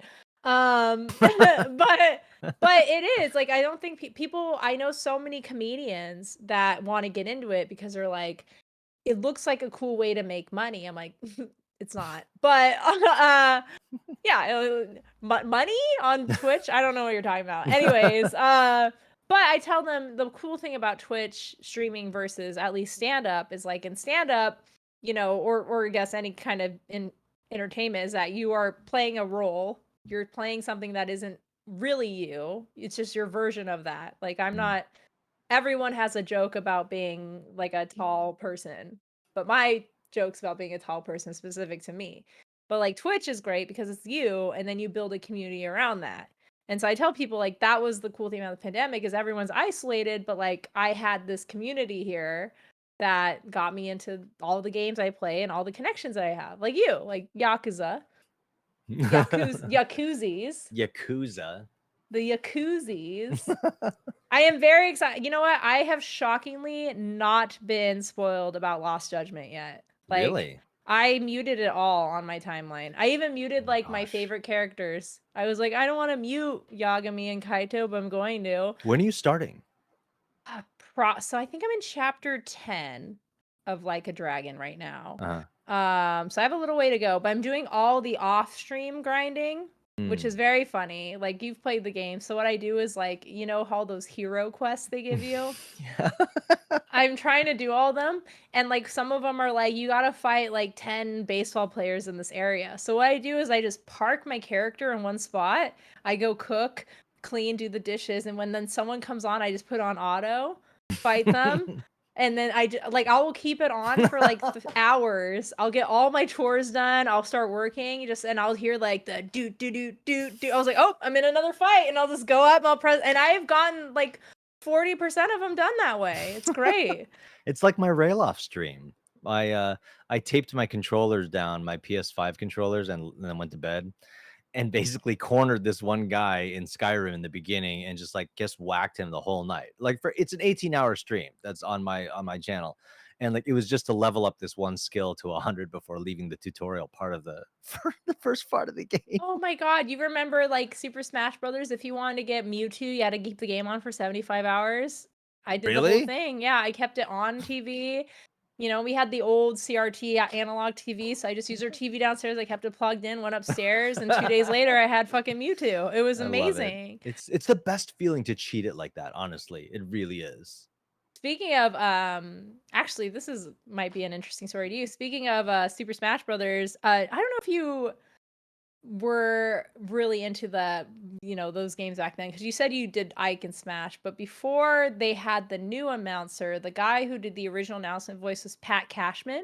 Do you know who Ye that is? No. So you I've know heard the the name. so you know the whole like free for all, like all the he did like Mr. Master Hand, like he was the original voice of Super Uh, Smash Bros. To do those, and he got replaced. I actually worked with him a couple times because he's Seattle based. oh. And we used to have in the 80s and 90s, we used to have a show that was like SNL and it was called Almost Live. And it was a Seattle-based version of SNL. And they had like all these crazy it was the funniest thing ever. I grew up on this. They had the most localized humor ever. But they used to have a skit called Speedwalker, where it was like because it made fun of Seattle. Like speedwalking was big, I guess, in the 80s.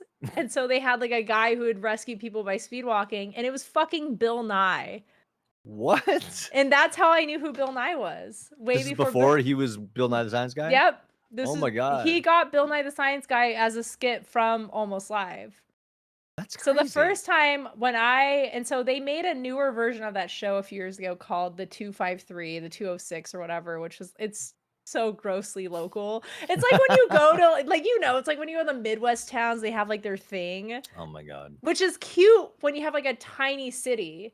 But it's not cute when you have Seattle. Like it's it's like we are a massive industrialized city. Like we're not adorable. Like we don't have adorable, but we had a local show and I did a skit with Pat Cashman, which was really cool. And he was like an announcer and I had to like write a script for this like weird hipster thing we had to do. And that was like my first script writing job I ever had, which was really cool. Wow, that's so cool. Wait, so talk about your writing. Are you still doing a lot of that?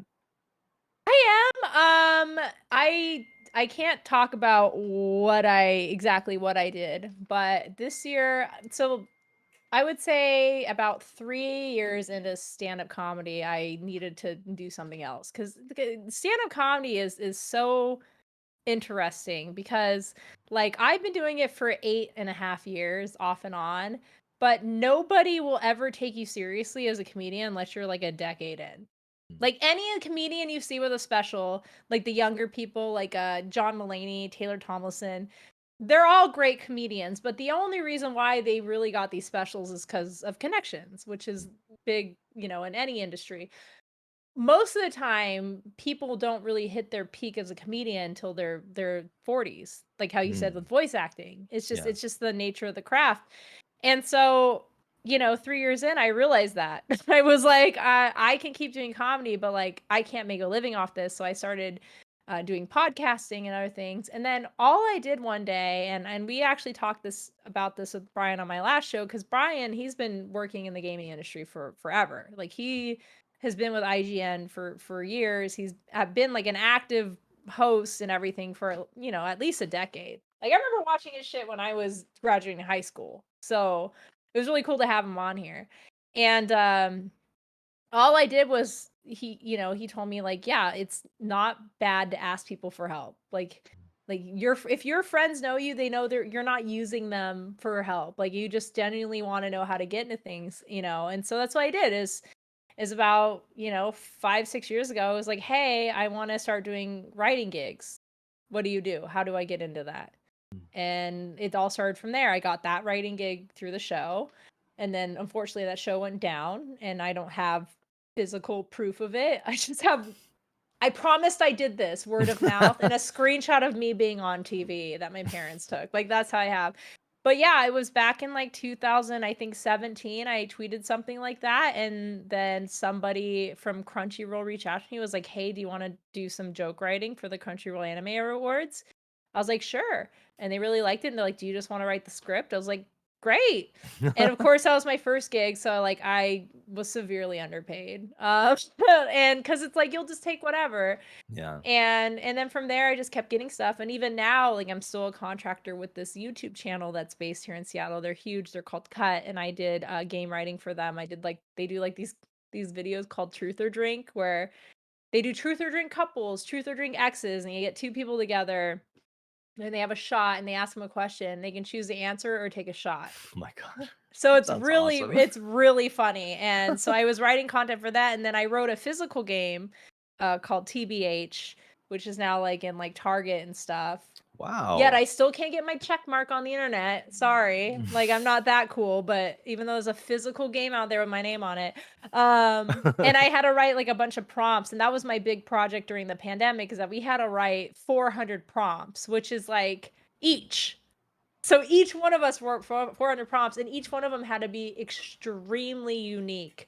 And so I spent a lot of time writing a lot of shit, but and I was like, this is all fun, like, this is all goofy shit, but, like, I think for me, like, I'm so consumed by the media that I'm into, like, obviously Yakuza games, anime, that I want to do more, like, character-based stuff. So early this year, I got a really, really cool gig that is, like, currently NDA, where I did character consultation. I had a game studio reach out to me, and they're like, "Hey, we have a character who's like a traumatized old dude, but we want to make him funny." And somebody And we know recommend, you're into traumatized old dudes, yeah, and so they're like, "We know you like they like, we know you're sad and hilarious, so we think you'd be good for this." And I was like, "I've never done this before, but I'll do it." And like, I didn't tell them that. I was like, "Fuck yeah, I'll do it." And it was great. It was the cool, I think that might have been the best writing I ever had, because I was like, they gave me like a 10-page script and I just kind of tweaked it in my own way, and they were like, "This is great." They're like, how did you did a really good job." I'm like, "Yeah, well, I'm traumatized and funny, so I mean, this works out." So that's awesome. That yeah, is super it's cool.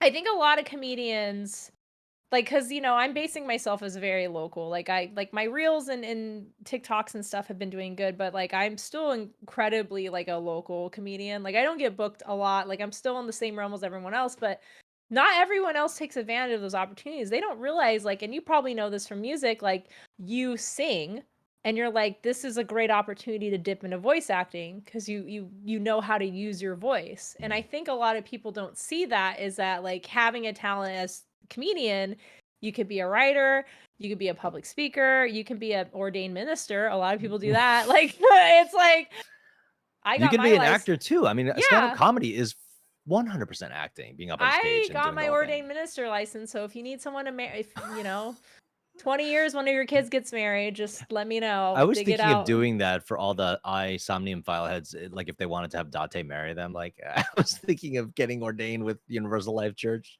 just You know 'cause it could what? be funny. I will say, like, one of my favorite I will say one of my favorite things I saw, like, on Twitter recently. I don't know if you saw, there was all these weird fandom wars where they were, like, doing, like, competitions, and one of them was, what is the best gay shipping in video games? And they had, like, Otacon and Snake, and, like, David Hayter was, like, trying to get everyone to vote for it, and I was like, "Oh my god, you're teasing everybody right now with you supporting this ship, like, you need to stop." It was very funny. No, getting ordained, I've never married anyone, but it's just a good license to have. Like, I also, like, another really goofy thing I've done is I've just gotten random licensings for things. Like, I got my forklift operator license, that's great. But I also got my liquor license in case I want to serve beer or alcohol, and now I have my ordained minister. I'm like, I have a friend that would literally go online and just find out what licenses he could get and just wrote it on his resume. And I was like, that's a good fucking idea, you Oh my know. gosh. My I'm bud gonna tender license, the license collector. That would be my role in a Yakuza game. It's just the license collector. I'm gonna have to look I know for it, right, Sophia? Forklift driver. This is so random. I am a certified forklift driver. I also taught people how to drive one, and they did not trust me. They're like, "Who is this lanky emo bitch doing this? I don't trust her." How many I hours did that take to get a for just out of curiosity, get a forklift driver's I did a license? week of training. It's a fun. I want to own a forklift. The only reason why I'd play Shenmue is to drive a forklift. Honestly, at this point, like, I just want to do that. Oh my god. It's so funny. I have like a whole list of questions to ask you that I haven't even asked yet. It's totally fine.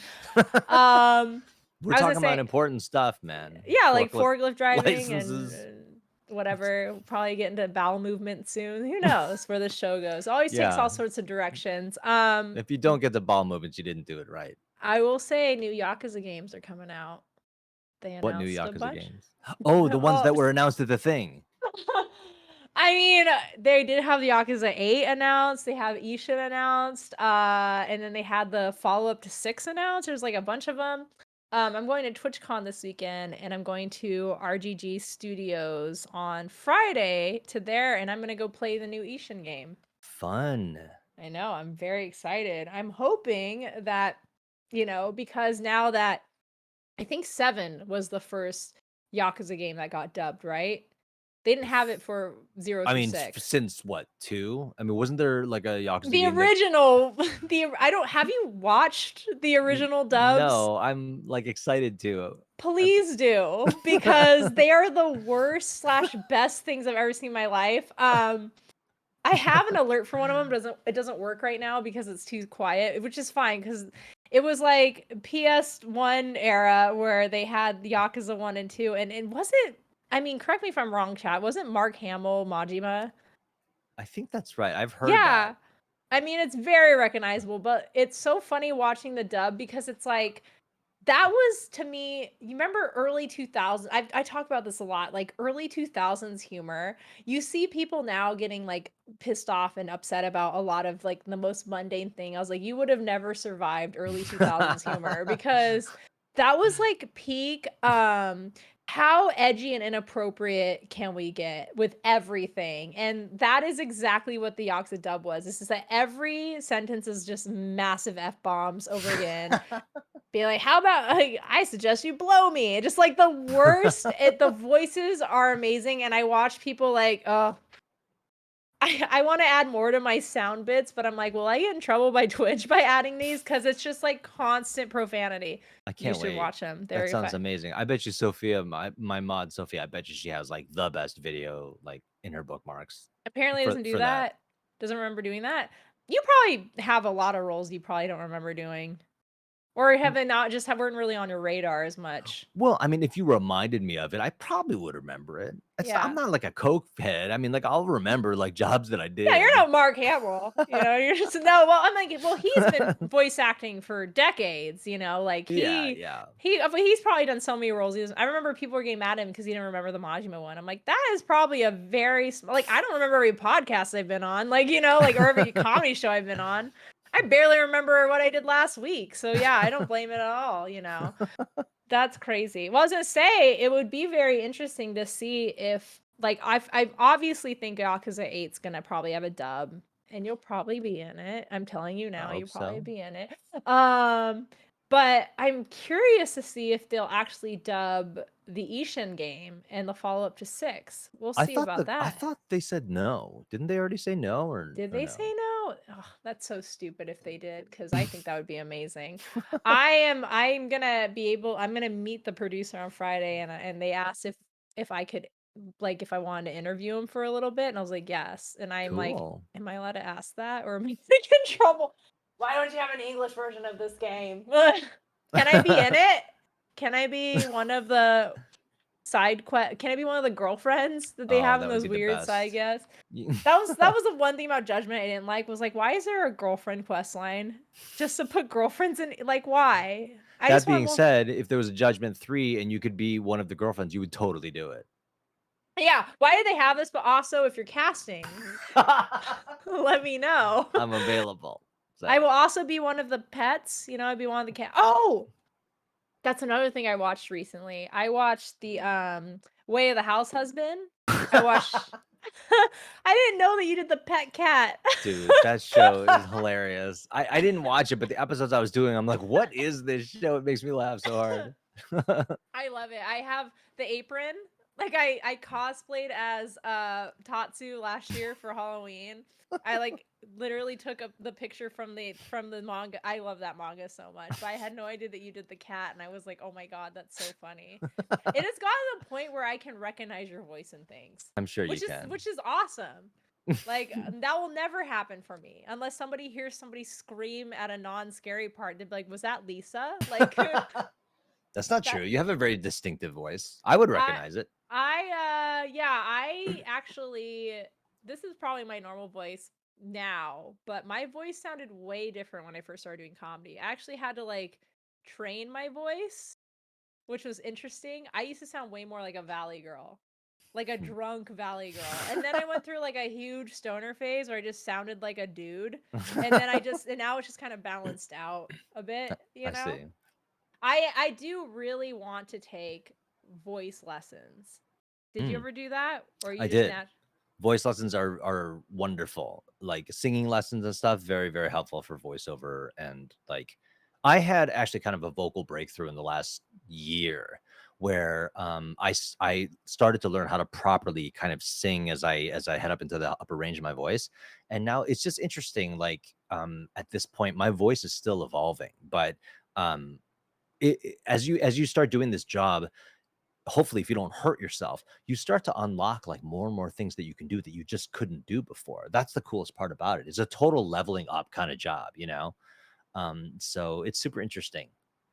Yeah, I listen to my voice from when I was 27 and it sounds different than it Yeah. does now. I do really want to take voice lessons, not because I want to learn how to sing, because I want to learn like how to just speak in different no, I don't even know if I want to do voice acting. I just want to like change my voice to do voice on stage, because a lot of my Twitch knows I do a really bad British accent, but I want that British accent to be good. So also I started playing music again, so I was like, I want to eventually do little jingles on stream at some That's point. cool. There's plenty of Yeah. dialect coaches. If you want to study a particular accent, plenty of dialect coaches. I had to do British a Lisa.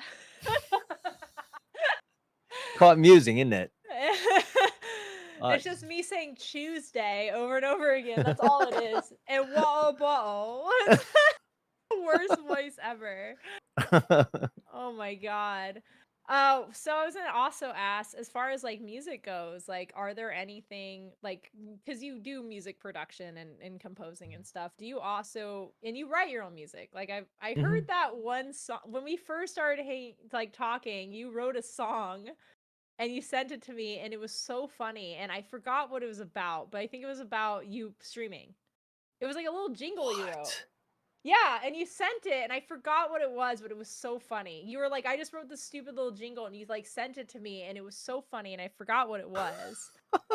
I'm No gonna have idea to what you're dig talking through. about. Maybe I Oh have my to. gosh. I forgot where you sent it to me. Was it on Twitter? Or maybe it was in your Discord, your chat, or something. But I gotta find it. But I was gonna ask, have you released any of your personal music besides like on videos and like internet? Like, do you have like Spotify or like Oh, albums? Are you I working on mean, anything? not really. I wanted to do a piano album. I really, really wanted to do a piano album of game music, you know? But I was like things are getting crazy. I'm having a daughter in a few weeks, like and now that I'm directing, like my schedule's pretty full at this point. Yeah. So all of my little pet projects and stuff are kind of having to take a back burner for a while. But one of these days, man, it's my dream to do like basically just flood my Spotify with me playing piano, like soft study slash sleep piano. Aww. Like that's what I want to do, you know? I feel like you'd Um be a really good comedy writer as far as like, because you do a lot of like cute little like jingles and stuff, and you're also very funny. I don't know Well, if anyone's ever told you that. most of the stuff that I've written for, high praise coming from you. Most of the stuff that I've written for TV is comedy, you know? Yeah. So Lonely Island, like that led to me writing songs for I Think You Should Leave. It's a Tim Robinson comedy show on Did you Netflix. really? Yeah, so the whole song about like the skeletons coming to life and stuff, like I wrote that with Tim and Zach. And like the jingle for the horse ranch, that's me singing too. Like the horse ranch where they breed the horses to, you know, that whole thing. So yeah, season 1 and 2, I was a music guy on that, and we're now that Tim won My the Emmy, God. like we're Oh my hoping God. there'll be season 3 and stuff. Yeah. I had no fucking idea. Oh, What the Friday fuck? night, the one that he sings in the cemetery. I was on that shoot, but I got cut out of the shot. Like when Tim's singing the Friday night song, he and I wrote that You just together. blew everyone's fucking mind. I hope you know that. Oh my God. That The is so. the bones are their money, and like I was on set that day with Tim and everything, and like Reese Coiro, who was he was on Entourage. He was like the main character in that skit. Is like a super cool guy, and we had a great day there, like working the shoot. But the Did you guys funerals, know this? Like, sorry to my interrupt. Did you community guys? knows this. I could have What? sworn. I Well, had anyway. Well, I just learned. Yeah, you're like, Lisa, you're part Korean. You're cool. I'm like, you fucking wrote on. I think you should leave. Like, I feel like that's way cooler than me being a fourth Korean. Okay. not quite. No, nothing trumps being part Korean. So anyway, Oh, so yeah, I'm we gotta peppered. clip that. We gotta clip me fangirling over my own friend because I didn't even realize that they wrote on that fucking show.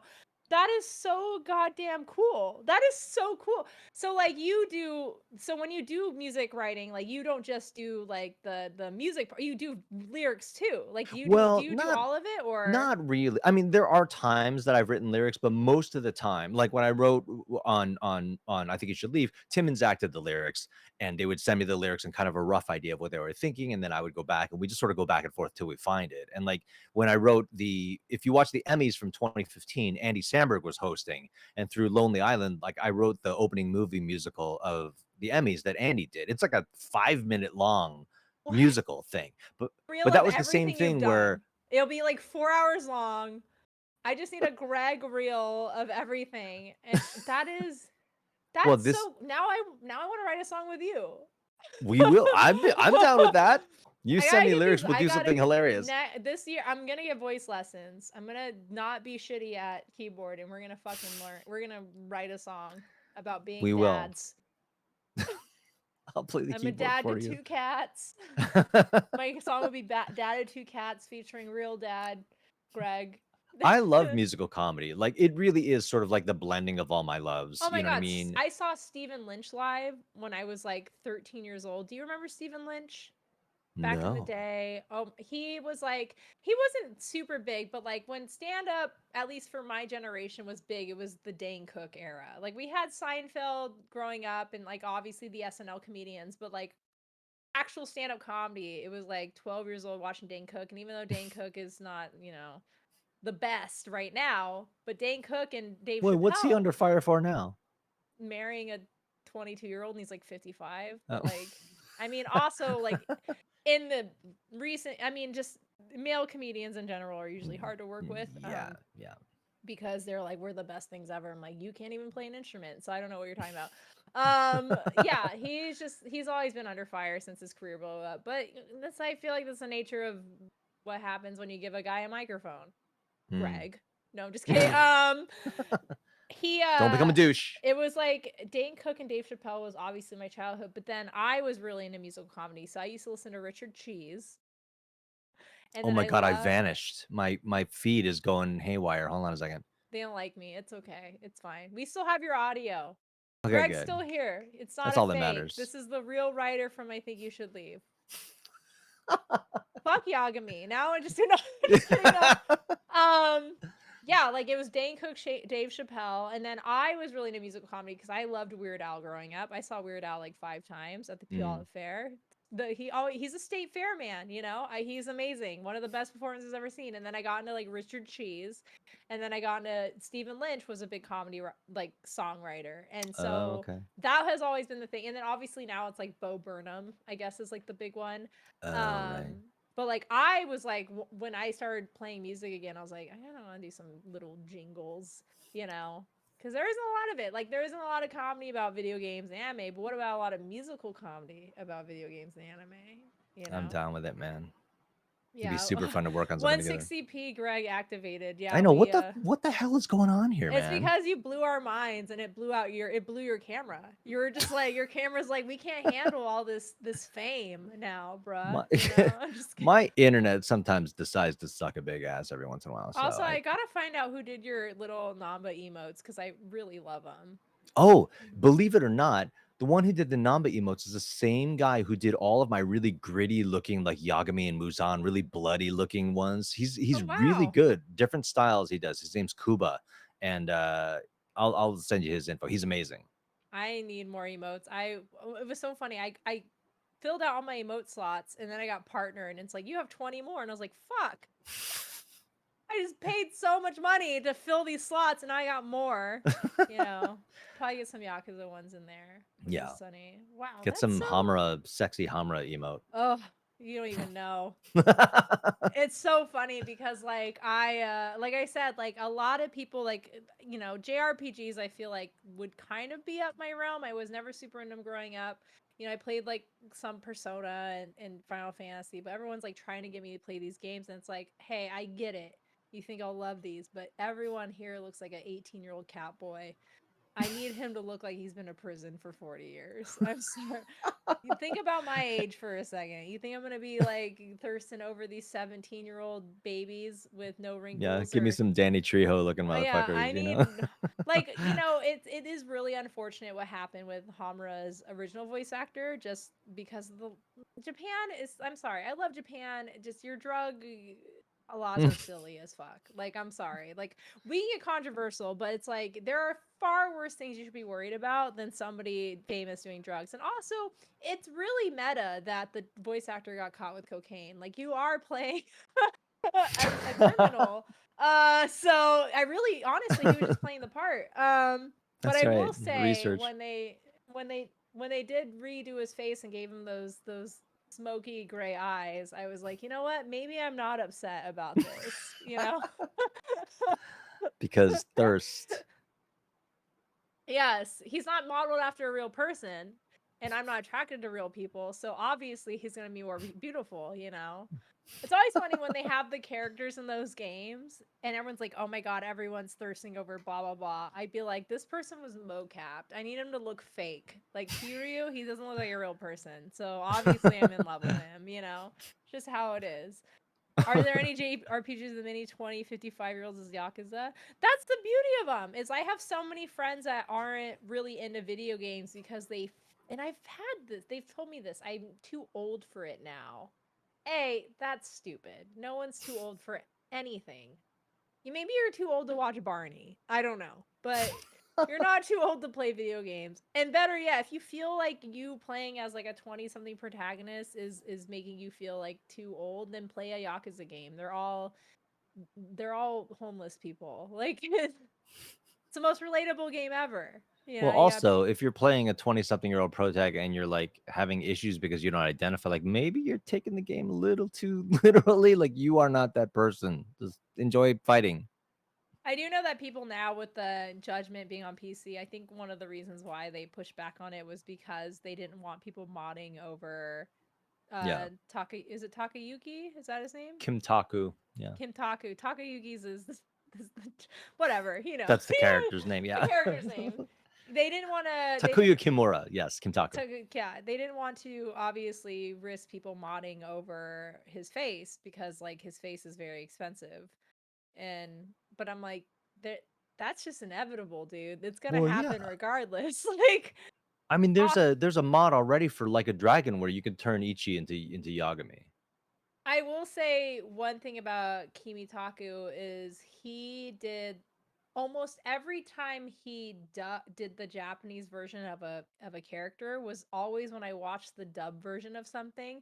So like my big introduction to anime back into anime is in high school and junior high. I was really obsessed with Christian Bale because I was just an edgy little emo kid, and I watched everything he was in, and he was Howl in Howl's Moving Castle.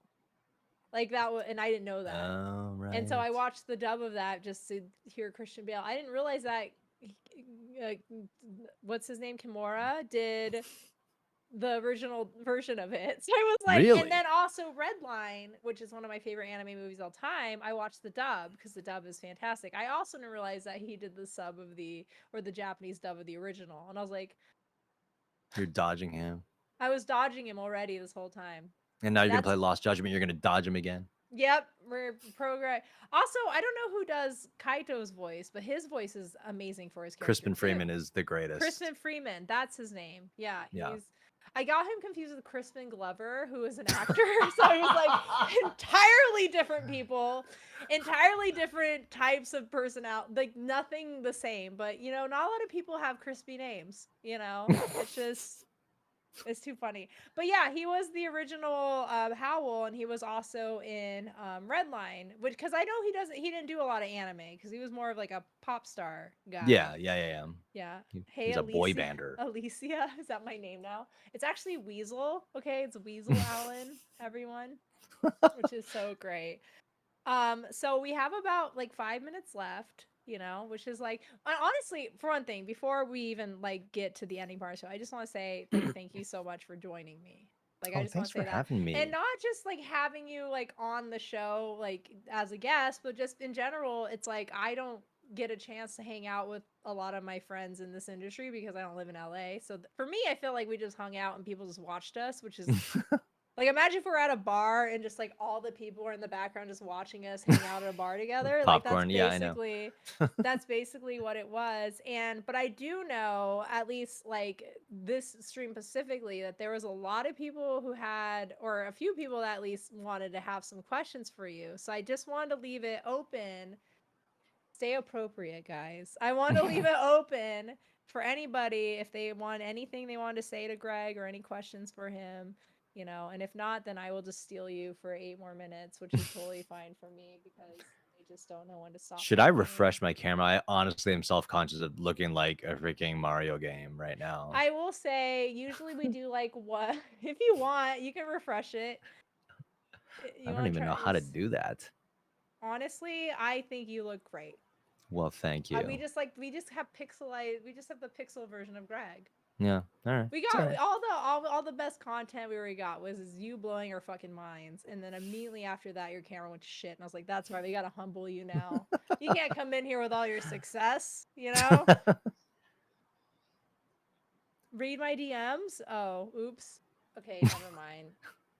Wow, that was literally the voice of God that just came in right now. We just heard that, right? The voice of God just typed in. Lisa, read your DM. Oh, we're not done yet, but I will. Like, we're not. We still got a few minutes. I thought Ooh, you I'm meant a it was little better. recording. Look at this. Look what happened. Oh, I'm so excited. You finally came back. Hold on. Give me just a second. Now I gotta read the stupid DMs. I don't read DMs. I'm a woman. I usually Let's stay see. away Are there from any them. dream movies I wish I could voice act in or voice act with? Little Yuka. I don't know. I kind of I mean, I guess like everybody wants to be in a Disney movie, right? Like the lead in a Disney movie, of course. Of course, knowing me now, my age, I'll probably end up being a freaking villain just because my voice is too You old want to to be be a like Disney princess? Me too. a. I can't play like young Disney protagonist because my voice is too old now. So yeah, I'd probably have to be, I don't know, like somebody's father who tragically dies that everyone loves because he tragically died. That would be cool. I would love to honestly, now that you said it, I would love to have you sing, like, a Disney song, like, in a movie.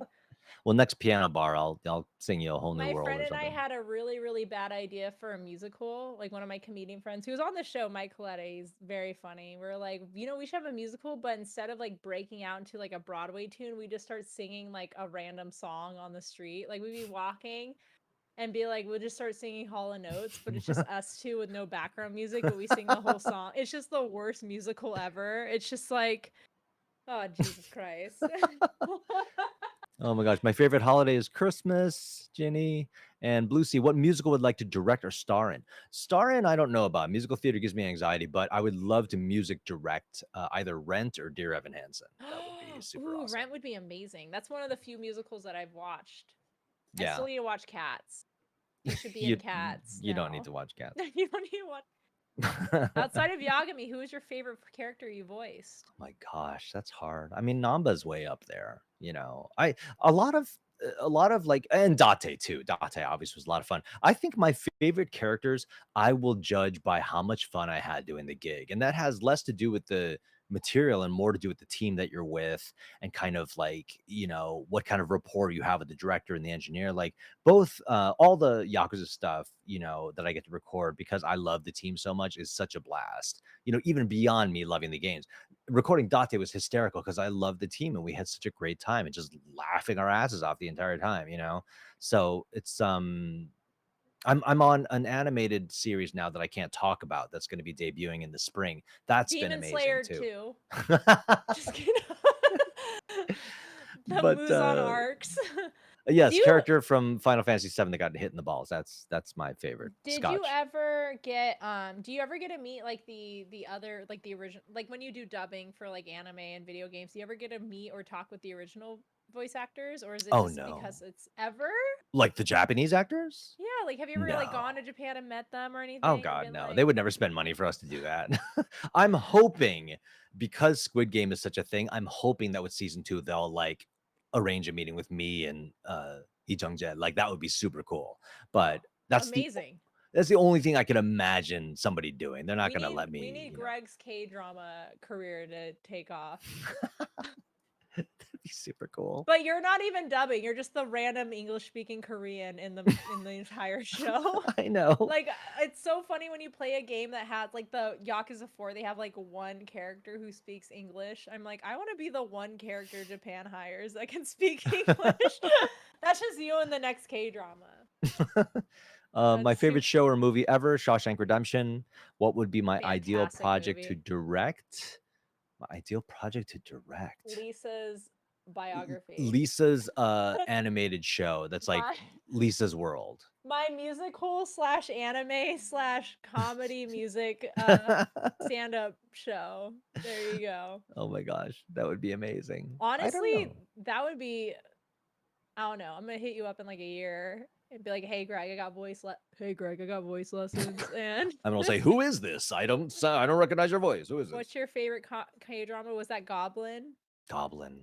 Goblin's my favorite K drama. And as far as like an ideal project to direct, something I've really fallen in love with The Last of Us as a franchise and like just the style of acting. It's so grounded and gritty and just like TV film acting. I would love to. The class that I teach, and I teach a video game voiceover class, and I just starting in January, I'm going to be teaching live action Wait, dubbing wait, wait, class. wait. Is it online? It is all Zoom.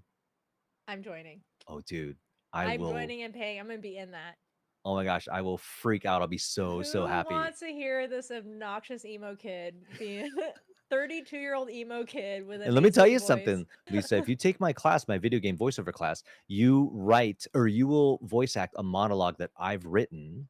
And I've also written a musical score to it. So you will get your voice with my music backing you up as like a takeaway, like a party favor. Oh my god. Okay, I'm gonna do this because I'm like my goal for next year is to take more classes. Oh, dude, totally do it. Like I want to do voice acting or the voice to learn how to sing so I can sing Bakami Tai like you. And also now to do your class. We're all gonna do it. We're all Do gonna it. join stream and do it together. But you all Do it. have A, to pay. a couple You of all my have to old pay. my old students are here. Harmony Heroine, Stephanie, she was an old student. William, Valkyria Sonic EX took my class. Like That is cool. I Yeah. will say, like, the cool thing about this stream is like, yeah, EG's mainly like a bigger focus, obviously esports. The creator collective is very new, but when I do these streams, like it's a mix of people who watch me and a mix of people who love my guests. So this is I'm it's really cool to see people outside my stream be here and support you being on my silly little baby show. Oh man, I appreciate it. We are at the end of my show, at the end of the show, though. So I just want to say thank you, Greg, so much for joining. You're absolutely amazing. And for those who are new to this channel, please give the EGCC YouTube channel a follow because this VOD will be on there and all my past episodes and a bunch of goofy stuff that me and my creators do. It's what we're building. It's job security for me, and Greg wants me to have money so I can be on his class. And also, big shout out to Elysian Space Us IPA for being wonderful sponsors and providing me and my guests great beer to drink and be merry with. And if you aren't following both of us, do it. We're both on Twitter, Instagram, Twitch. Greg, fantastic streamer. Also, like we talked about your voice acting and you being this really fucking famous musician. Uh, but you are also one of my favorite streamers. Like I Oh, I thanks, lurk a Lise. lot. I don't say things because I always get nervous when people say things to me. But you are very engaging with your audience and your community. Everyone loves you. Like I think a lot of voice actors fell off streaming. You know, like they did the streaming thing during the pandemic and then they kind of moved on. But you kept up with it, and you're a very busy person. So that's really cool for you, and it's really awesome to see people from your community here.